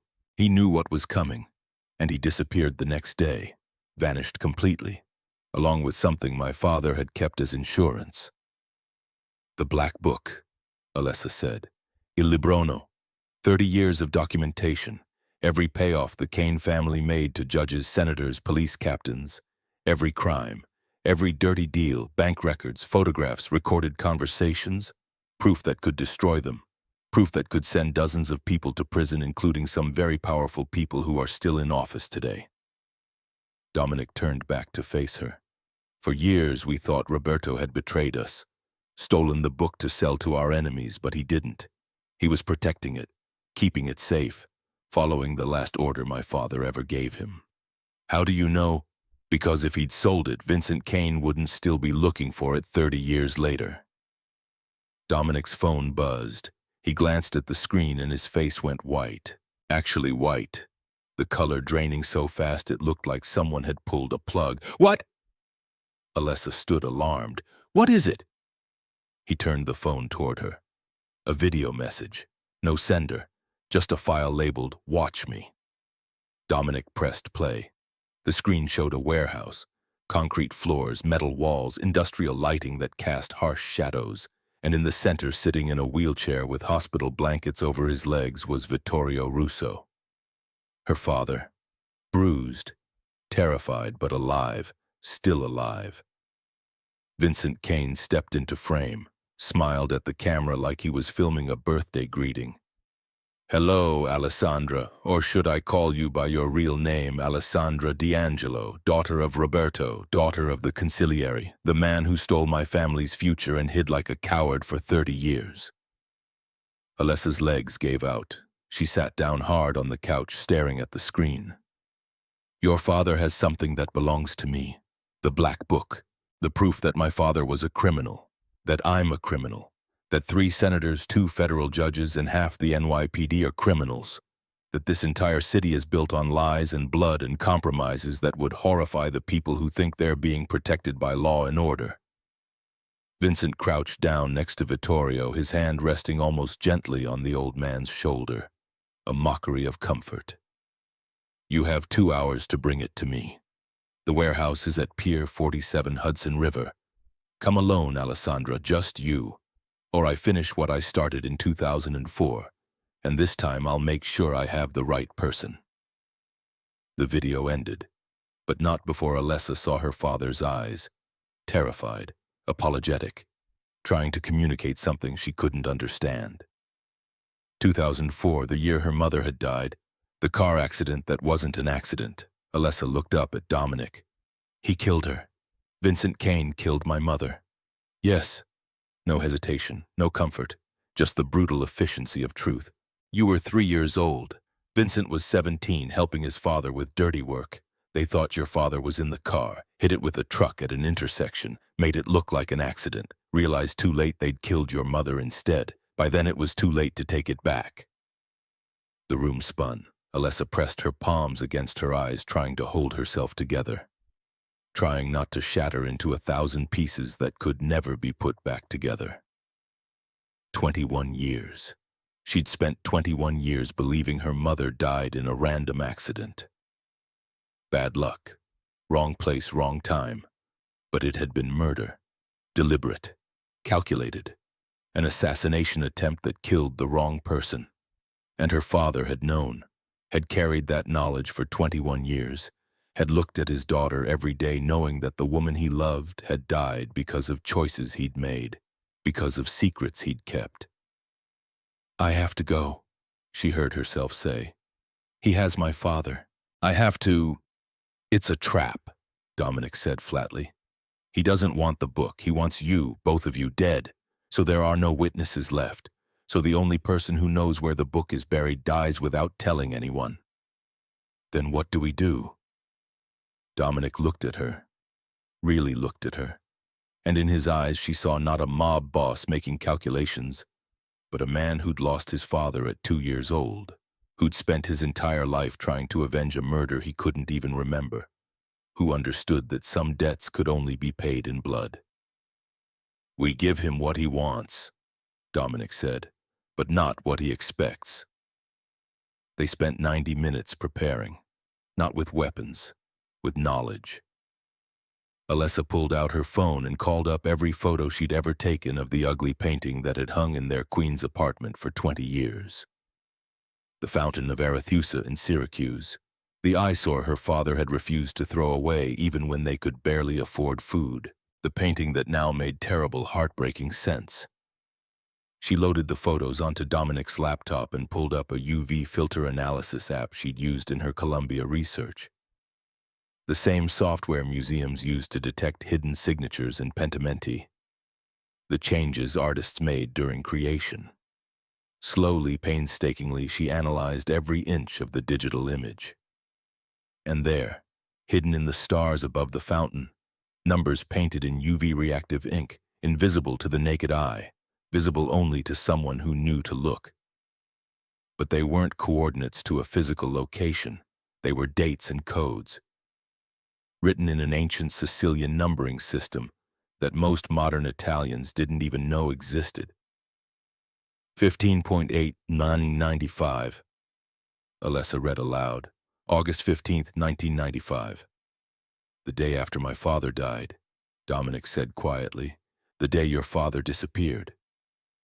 Below the date, more numbers and letters. GDG B7. Giardino dei Giusti Blocco 7. Dominic translated. Garden of the Righteous, Block 7. It's a cemetery in Palermo. Old, historic, where the resistance fighters and political martyrs were buried. That's where the Black Book is buried, under a grave in Palermo. Alessa looked at Dominic. I'm going to tell Vincent the location, but not the real one. You're going to lie to a man who's holding your father hostage. No! Alessa's mind was working now, fitting pieces together like a puzzle she'd been trained her whole life to solve.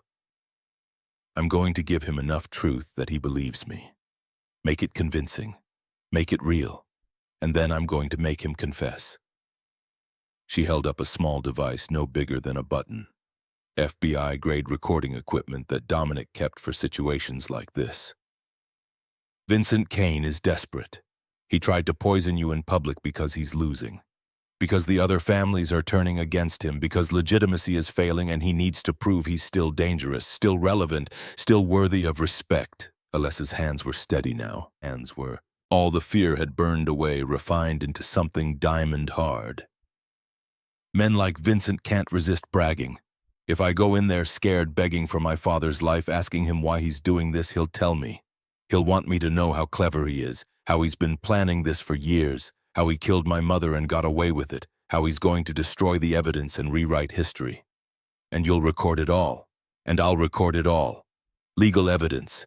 Not just mob justice, real law enforcement, arrest warrants, trials, the system. Because you're trying to go legitimate, Dominic, and the only way to win permanently is to use the law. Make it work for you instead of against you. Dominic studied her for a long moment. You're not just smart, Alessandra.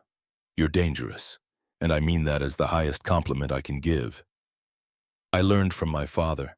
The conciliary doesn't win by being strongest, he wins by being smartest, by knowing more, by using information as a weapon more deadly than any gun. They drove to the warehouse in tense sunts. Dominic's team was positioned outside snipers on surrounding roofs.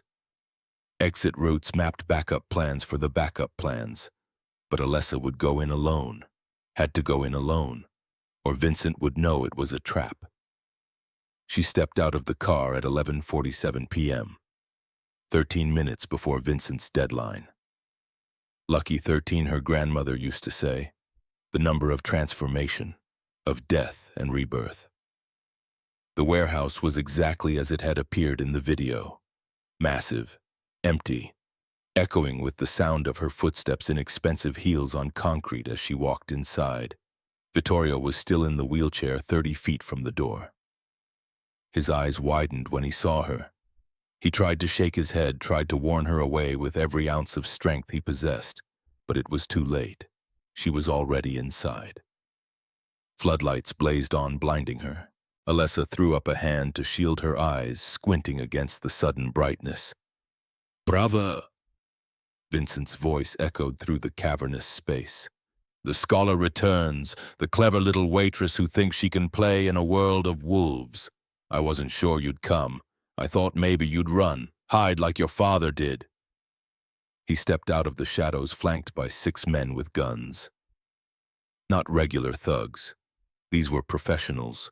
Mercenaries with dead eyes who killed for money and didn't ask questions about morality or consequences.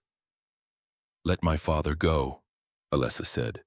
Her voice only shook a little, just enough to sound scared, to sell the performance.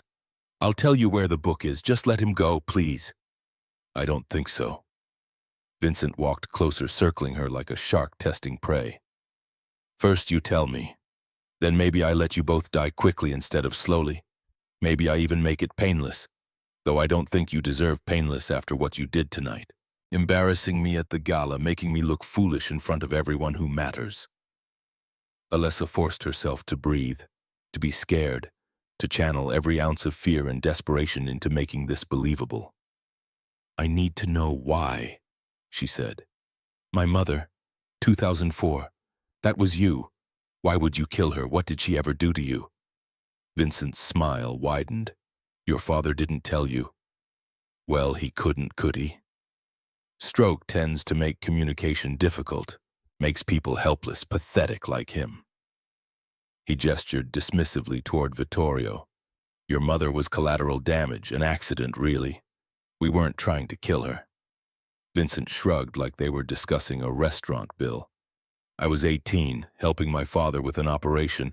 We tracked your father to Queens, knew his routines. We rigged the intersection, waited for his car, hit it with a truck at exactly the right moment. His voice held no remorse, no guilt, no humanity, just a vague annoyance at an inconvenient mistake. But he wasn't in the car that morning. Your mother was, running an errand or something. We didn't realize until afterward. By then she was already dead. Tragic, really, but these things happen. The recording device in Alessa's pocket was capturing every word, every casual admission of murder, every piece of evidence that would send Vincent Kane to prison for the rest of his life. And my father? Alessa pushed. What did he do that was so terrible you had to hunt him for 30 years? He stole our future. Vincent's composure cracked. His voice rose, echoing off metal walls.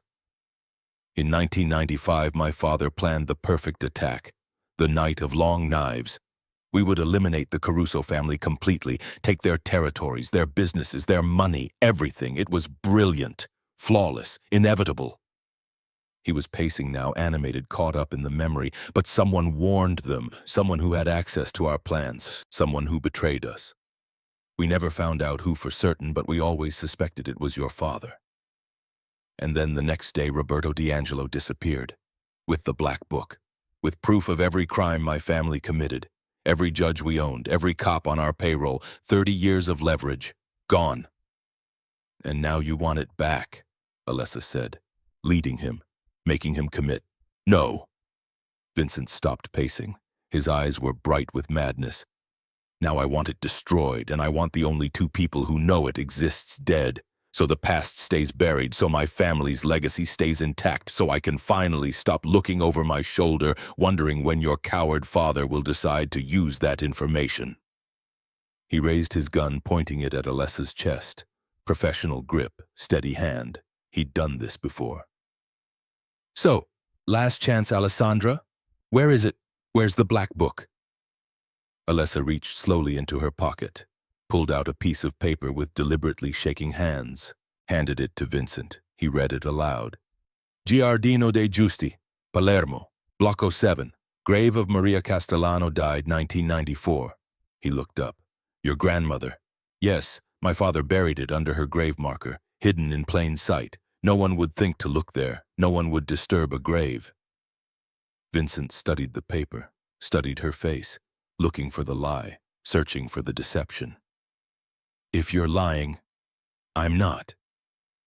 Alessa's voice broke convincingly. The fear was real even if the information was carefully calculated. Please, just let us go. We won't tell anyone. We'll disappear. You'll never have to. Vincent laughed. A harsh, bitter sound that held no humor. You'll disappear. Of course you will. Just not the way you think. He gestured to his mercenaries. Kill them both. Make it look like a gang shooting. Drug deal gone wrong. Another tragedy in this violent city that no one will investigate too carefully. The mercenaries raised their weapons. 6 guns pointed at Alessa and her helpless father. This was it. The moment where the plan either worked or they both died. And Vittorio Russo, who everyone believed was helpless, moved. His right hand, the functional one, had been hidden under the hospital blanket in his lap. Not trapped. Not useless. Waiting. He pulled out a knife that had been concealed in the wheelchair frame and threw it with the precision of a man who'd spent decades in a world where hesitation meant death. The blade spun through the air, catching the harsh warehouse lights, and buried itself in Vincent Kane's gun hand. Vincent screamed. The pistol clattered to the concrete floor with a sound like a gavel striking. Chaos erupted. The warehouse doors burst open. Dominic's men flooded in wearing tactical gear weapons drawn, moving with military precision.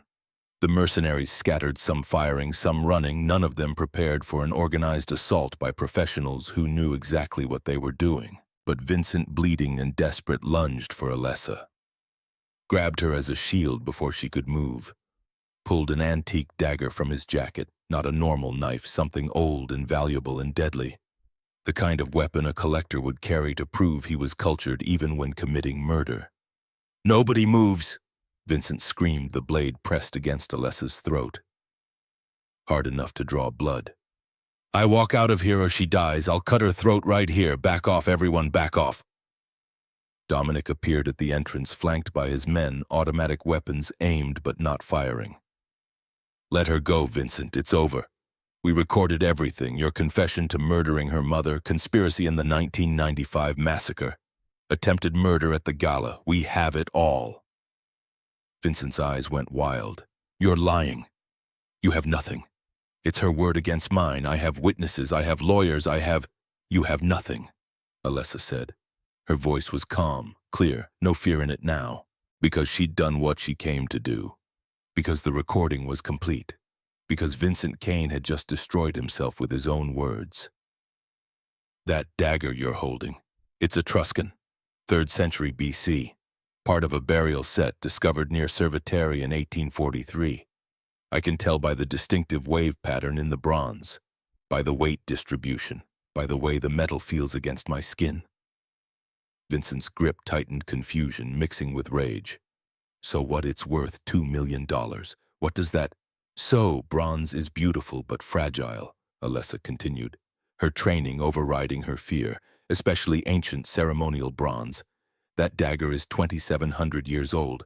It's meant for ritual display, not combat. The blade is decorative, thin, the core is hollow to reduce weight for ceremonial use. One hard strike against something solid like bone and it shatters. It'll break into pieces. She could feel Vincent hesitate, could feel him processing. This dagger was part of his precious collection. The proof that he was educated, cultured, better than a common criminal. Worth more than most people earned in a lifetime. You're lying, Vincent said, but his voice wavered. Try it, Alessa challenged. Strike me. Hit my collarbone or skull. See what happens to your priceless Etruscan artifact. See if it survives cutting through bone.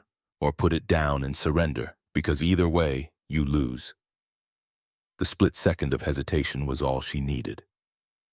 Alessa had spent 3 weeks learning to move like Dominic's people moved, learning that knowledge could be a weapon, but sometimes you needed to be the weapon yourself. Learning the pressure points and leverage and how to use an attacker's strength against them. She dropped her weight, suddenly becoming dead weight in Vincent's grasp. Used gravity and surprise to slip downward, grabbed his wrist as she fell, twisting with technique her self-defense instructor had drilled into her, using his own momentum to force his arm at an unnatural angle. The ancient dagger fell from his suddenly nerveless fingers, clattering on concrete. Alessa swept his legs out from under him with a move that was pure instinct and training.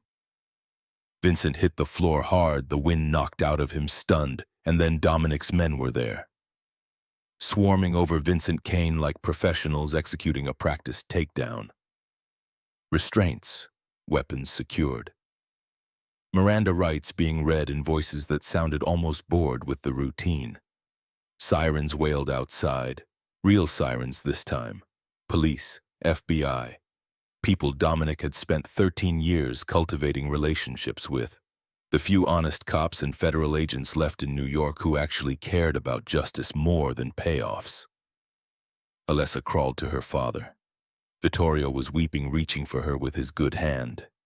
The other still paralyzed, but somehow no longer seeming like a weakness. He'd thrown that knife with his functional hand, had been practicing, had been waiting for exactly this moment. I understand now, Papa, she said in Sicilian, in the old dialect that the stroke hadn't touched. Everything. While you ran, while you hid, while you taught me to see what others miss, you were keeping us safe, keeping the truth safe, until the right time, until I was ready. Vittorio managed one word, slurred, difficult, but clear enough. Proud. 3 weeks later, Mount Sinai Hospital looked different in autumn sunlight. Not like a prison, not like a warehouse where people went to die, just a building, neutral, functional, a place where healing happened if you had the money and the will. Alessa stood outside her father's suite, watching through the window as physical therapists worked with him. His speech was coming back, slowly, painfully, but coming. The human brain's ability to rewire itself was miraculous when given proper care and motivation. "He's making remarkable progress, Doctor," Harrison Webb said, appearing at her elbow with a clipboard. The stroke was severe, but with intensive therapy and the motivation of having something to live for, the brain can rebuild pathways. He may never be 100%, but he'll get close enough. "Thank you," Alessa said, "for everything." The doctor smiled and walked away, leaving her alone with Dominic, who'd been standing silently behind her the entire time like a shadow that had become familiar. "Vincent Kane is being held without bail," Dominic said quietly. "Federal custody. The DA has recordings of him confessing to vehicular homicide, conspiracy to commit murder, and attempted murder with a chemical weapon at the gala. He'll die in prison, probably in protective custody, because there are people in prison who remember what the Kane family did." "Good. The Black Book is being used selectively. My lawyers are working with federal prosecutors, taking down the corrupt judges, the cops on the Kane payroll, cleaning house without destabilizing the entire system. It's delicate work, surgical." "Good." Dominic moved to stand beside her, not touching, just close, a presence that had become necessary instead of threatening. "We retrieved your father's war chest from Palermo," he said. "The grave wasn't a lie, just not your grandmother's grave. Would you like to see it?" Inside her father's suite, a rusted metal box sat on the bedside table. It looked like it had been buried for 30 years because it had been.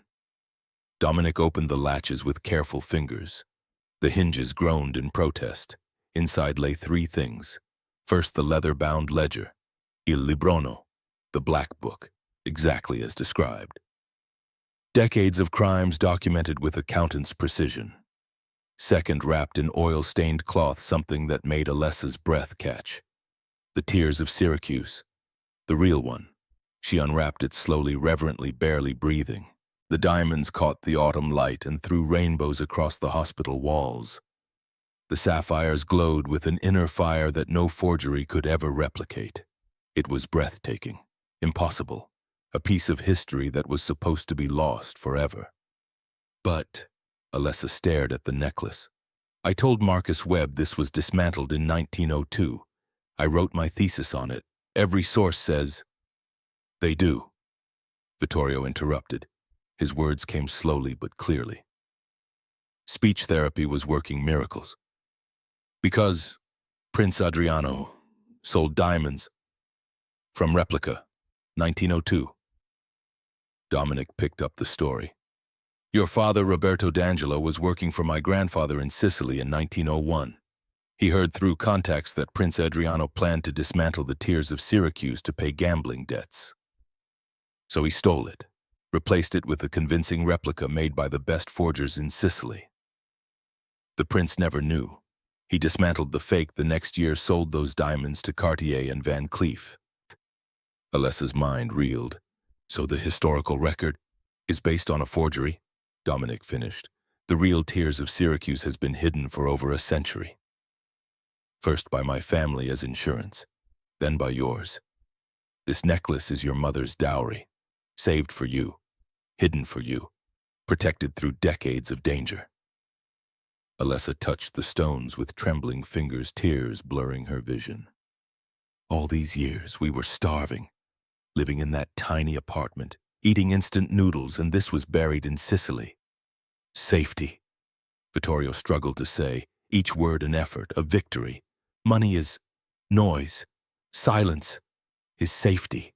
If we'd sold, they'd have found us. The necklace would have given us away." The third item in the box was a stack of letters protected by plastic sleeves, old paper, faded ink. Alessa lifted them out carefully. They were dated from 1990 to 1995, written in Italian, from Dominic's father, Antonio Caruso, to Roberto D'Angelo. Alessa read them silently, then looked up at Dominic with tears streaming down her face. "You should read these," she said. He took the letters. She watched his face as he read, watched the realization dawn, the grief transform into something else, understanding, absolution. "My father ordered yours to take the war chest. Dominic said, his voice rough with emotion. The last letter is dated August 14th, 1995. The night before he died. He knew the Kane family was coming. He knew he wouldn't survive. So he ordered Roberto to disappear, to take the black book and the necklace, to keep them safe until I was old enough to use them properly, until I was ready to lead. He looked at Vittorio with new eyes, not the eyes of a mob boss calculating value, but the eyes of a son recognizing his father's legacy. You didn't betray us. You were following the last order my father ever gave. For 30 years I thought you were a traitor, but you were the most loyal man he ever had. You sacrificed everything, your name, your career, your wife, your entire life to protect my inheritance. Vittorio's eyes filled with tears. He managed 3 words clear and strong. I kept faith. Dominic knelt beside the bed, took Vittorio's good hand in both of his, a gesture of respect, of apology, of absolution for 3 decades of misunderstanding. The debt is paid, Dominic said. More than paid. You fulfilled your oath. You protected my family's future when I was too young to protect it myself. Now I protect yours. He stood turning to Alessa and picked up the tears of Syracuse. The necklace was heavy in his hands, beautiful and terrible in equal measure. This belongs to the Conciliary's family. It was your mother's dowry hidden for 20 years. It's yours now. You can sell it, go back to Colombia, finish your PhD, live whatever life you choose. You're free, Alessandra. The debt is paid. You owe me nothing. He paused, letting the weight of the choice settle. Or you stay, not as my employee, as my equal. The new Conciliary. Help me finish what we started. Use the Black Book to clean up this city. Legitimize the empire. Turn something built on blood into something built on law. Make my father's dream real. Make your father's sacrifice mean something permanent. Alessa looked at her father. Vittorio managed a small nod. Your choice, his eyes said. Whatever you choose, I'm proud. She looked at the necklace, then at Dominic, then at the city visible through the hospital windows. New York, beautiful and corrupt and waiting to be remade by people brave enough to use the past to build a better future. I have conditions, she said. Dominic actually smiled. I expected nothing less. Name them. First, I finish my PhD, non-negotiable. You endow a chair in art history and cultural authentication at Columbia. I'll be the first professor, Dr. Alessandra D'Angelo Caruso has a nice ring to it. Done. Second, my father retires with honor. Villa in Palermo with views of the sea. Full-time medical staff, physical therapy, speech therapy, whatever he needs. He's spent 30 years in hiding. He deserves to go home, to see the place he sacrificed everything to protect. Already arranged. The villa is being prepared now. Third, we use the Black Book to clean up the system, not just control it. We expose the corruption, work with reformist prosecutors who actually care about justice. Make this city better, not just richer. Make the law work for everyone, not just for people like us. Agreed. That's always been the plan. And fourth, Alessa stepped closer, looking up at him. If you ever lie to me again about something this important, about my father, about danger, about anything that affects my life or my choices, I walk. No matter what. No explanations. No second chances. We're partners or we're nothing. Equals or enemies. There's no middle ground. Dominic held her gaze. You have my word on my father's grave, on the legacy he died to protect. We're partners, equals from this moment forward. He took the necklace and carefully placed it around her neck. The weight of it settled against her collarbone like a crown and a burden in equal measure. Centuries of history, decades of sacrifice, her mother's legacy and her grandmother's hope. But then Alessa did something unexpected. She removed the necklace, walked to her father's bed with deliberate steps, placed it gently around Vittorio's neck, the diamonds and sapphires glowing against his hospital gown. Papa, you earned this. You protected it for 30 years at the cost of everything you loved. It's yours, your honor, your legacy. You kept faith when everyone thought you'd broken it. Vittorio shook his head. Alessandra, no. It's yours. Your mother wanted. Yes. She kissed his forehead. This is your honor. But a father's legacy doesn't sit in a safe. It lives through his children, through what they become, through what they build with what he gave them.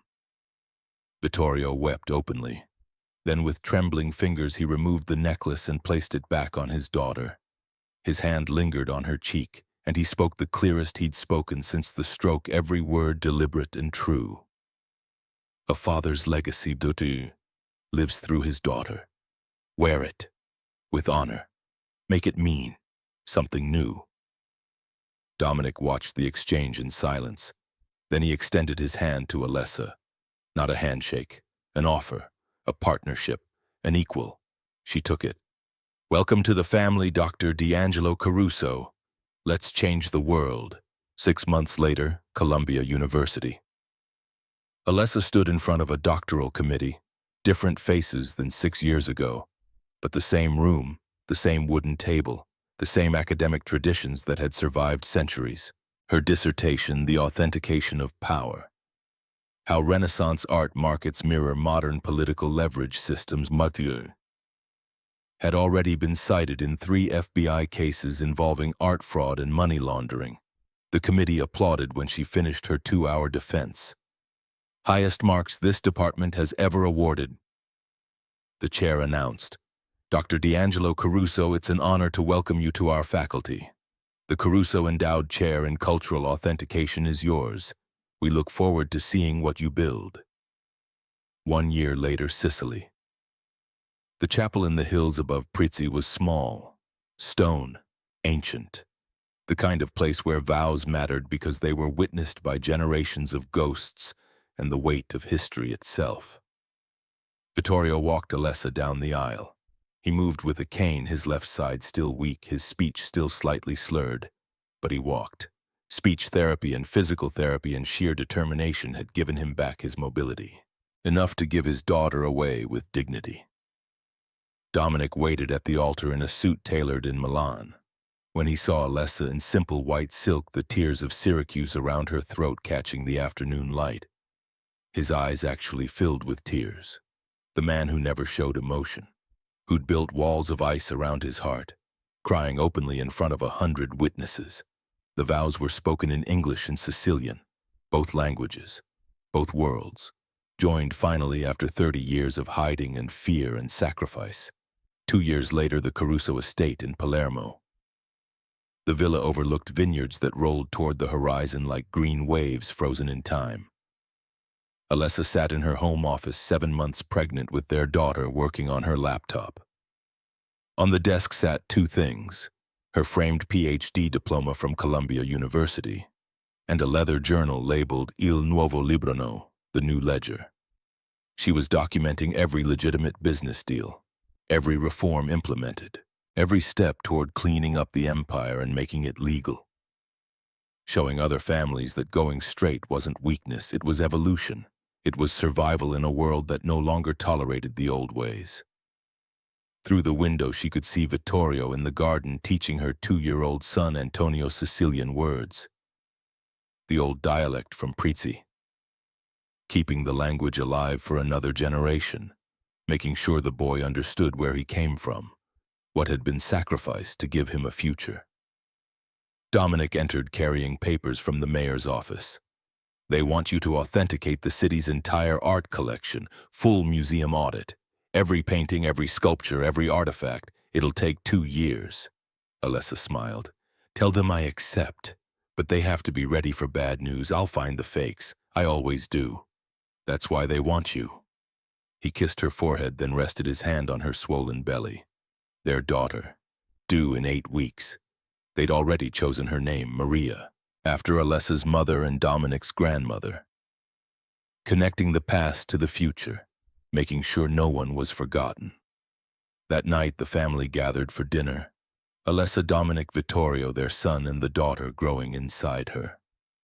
4 generations of history sitting around a table overlooking land that had survived empires and wars and centuries of blood. Vittorio raised his glass in a toast. His words came slowly but clearly. To family, to faith, to the long game, to knowing when to keep secrets and when to reveal them. To using the past to build the future instead of being trapped by it. To the long game, they echoed. The sun set over the vineyards, painting the sky in shades of gold and crimson. The family laughed, and somewhere in Palermo in Block 7 of the Giardino dei Giusti, Maria Castellano's grave stood empty of secrets. The burden it had protected for 30 years was finally free. The tears of Syracuse glinted on Alessa's throat, catching the last light of day. No longer a symbol of loss, now a symbol of transformation.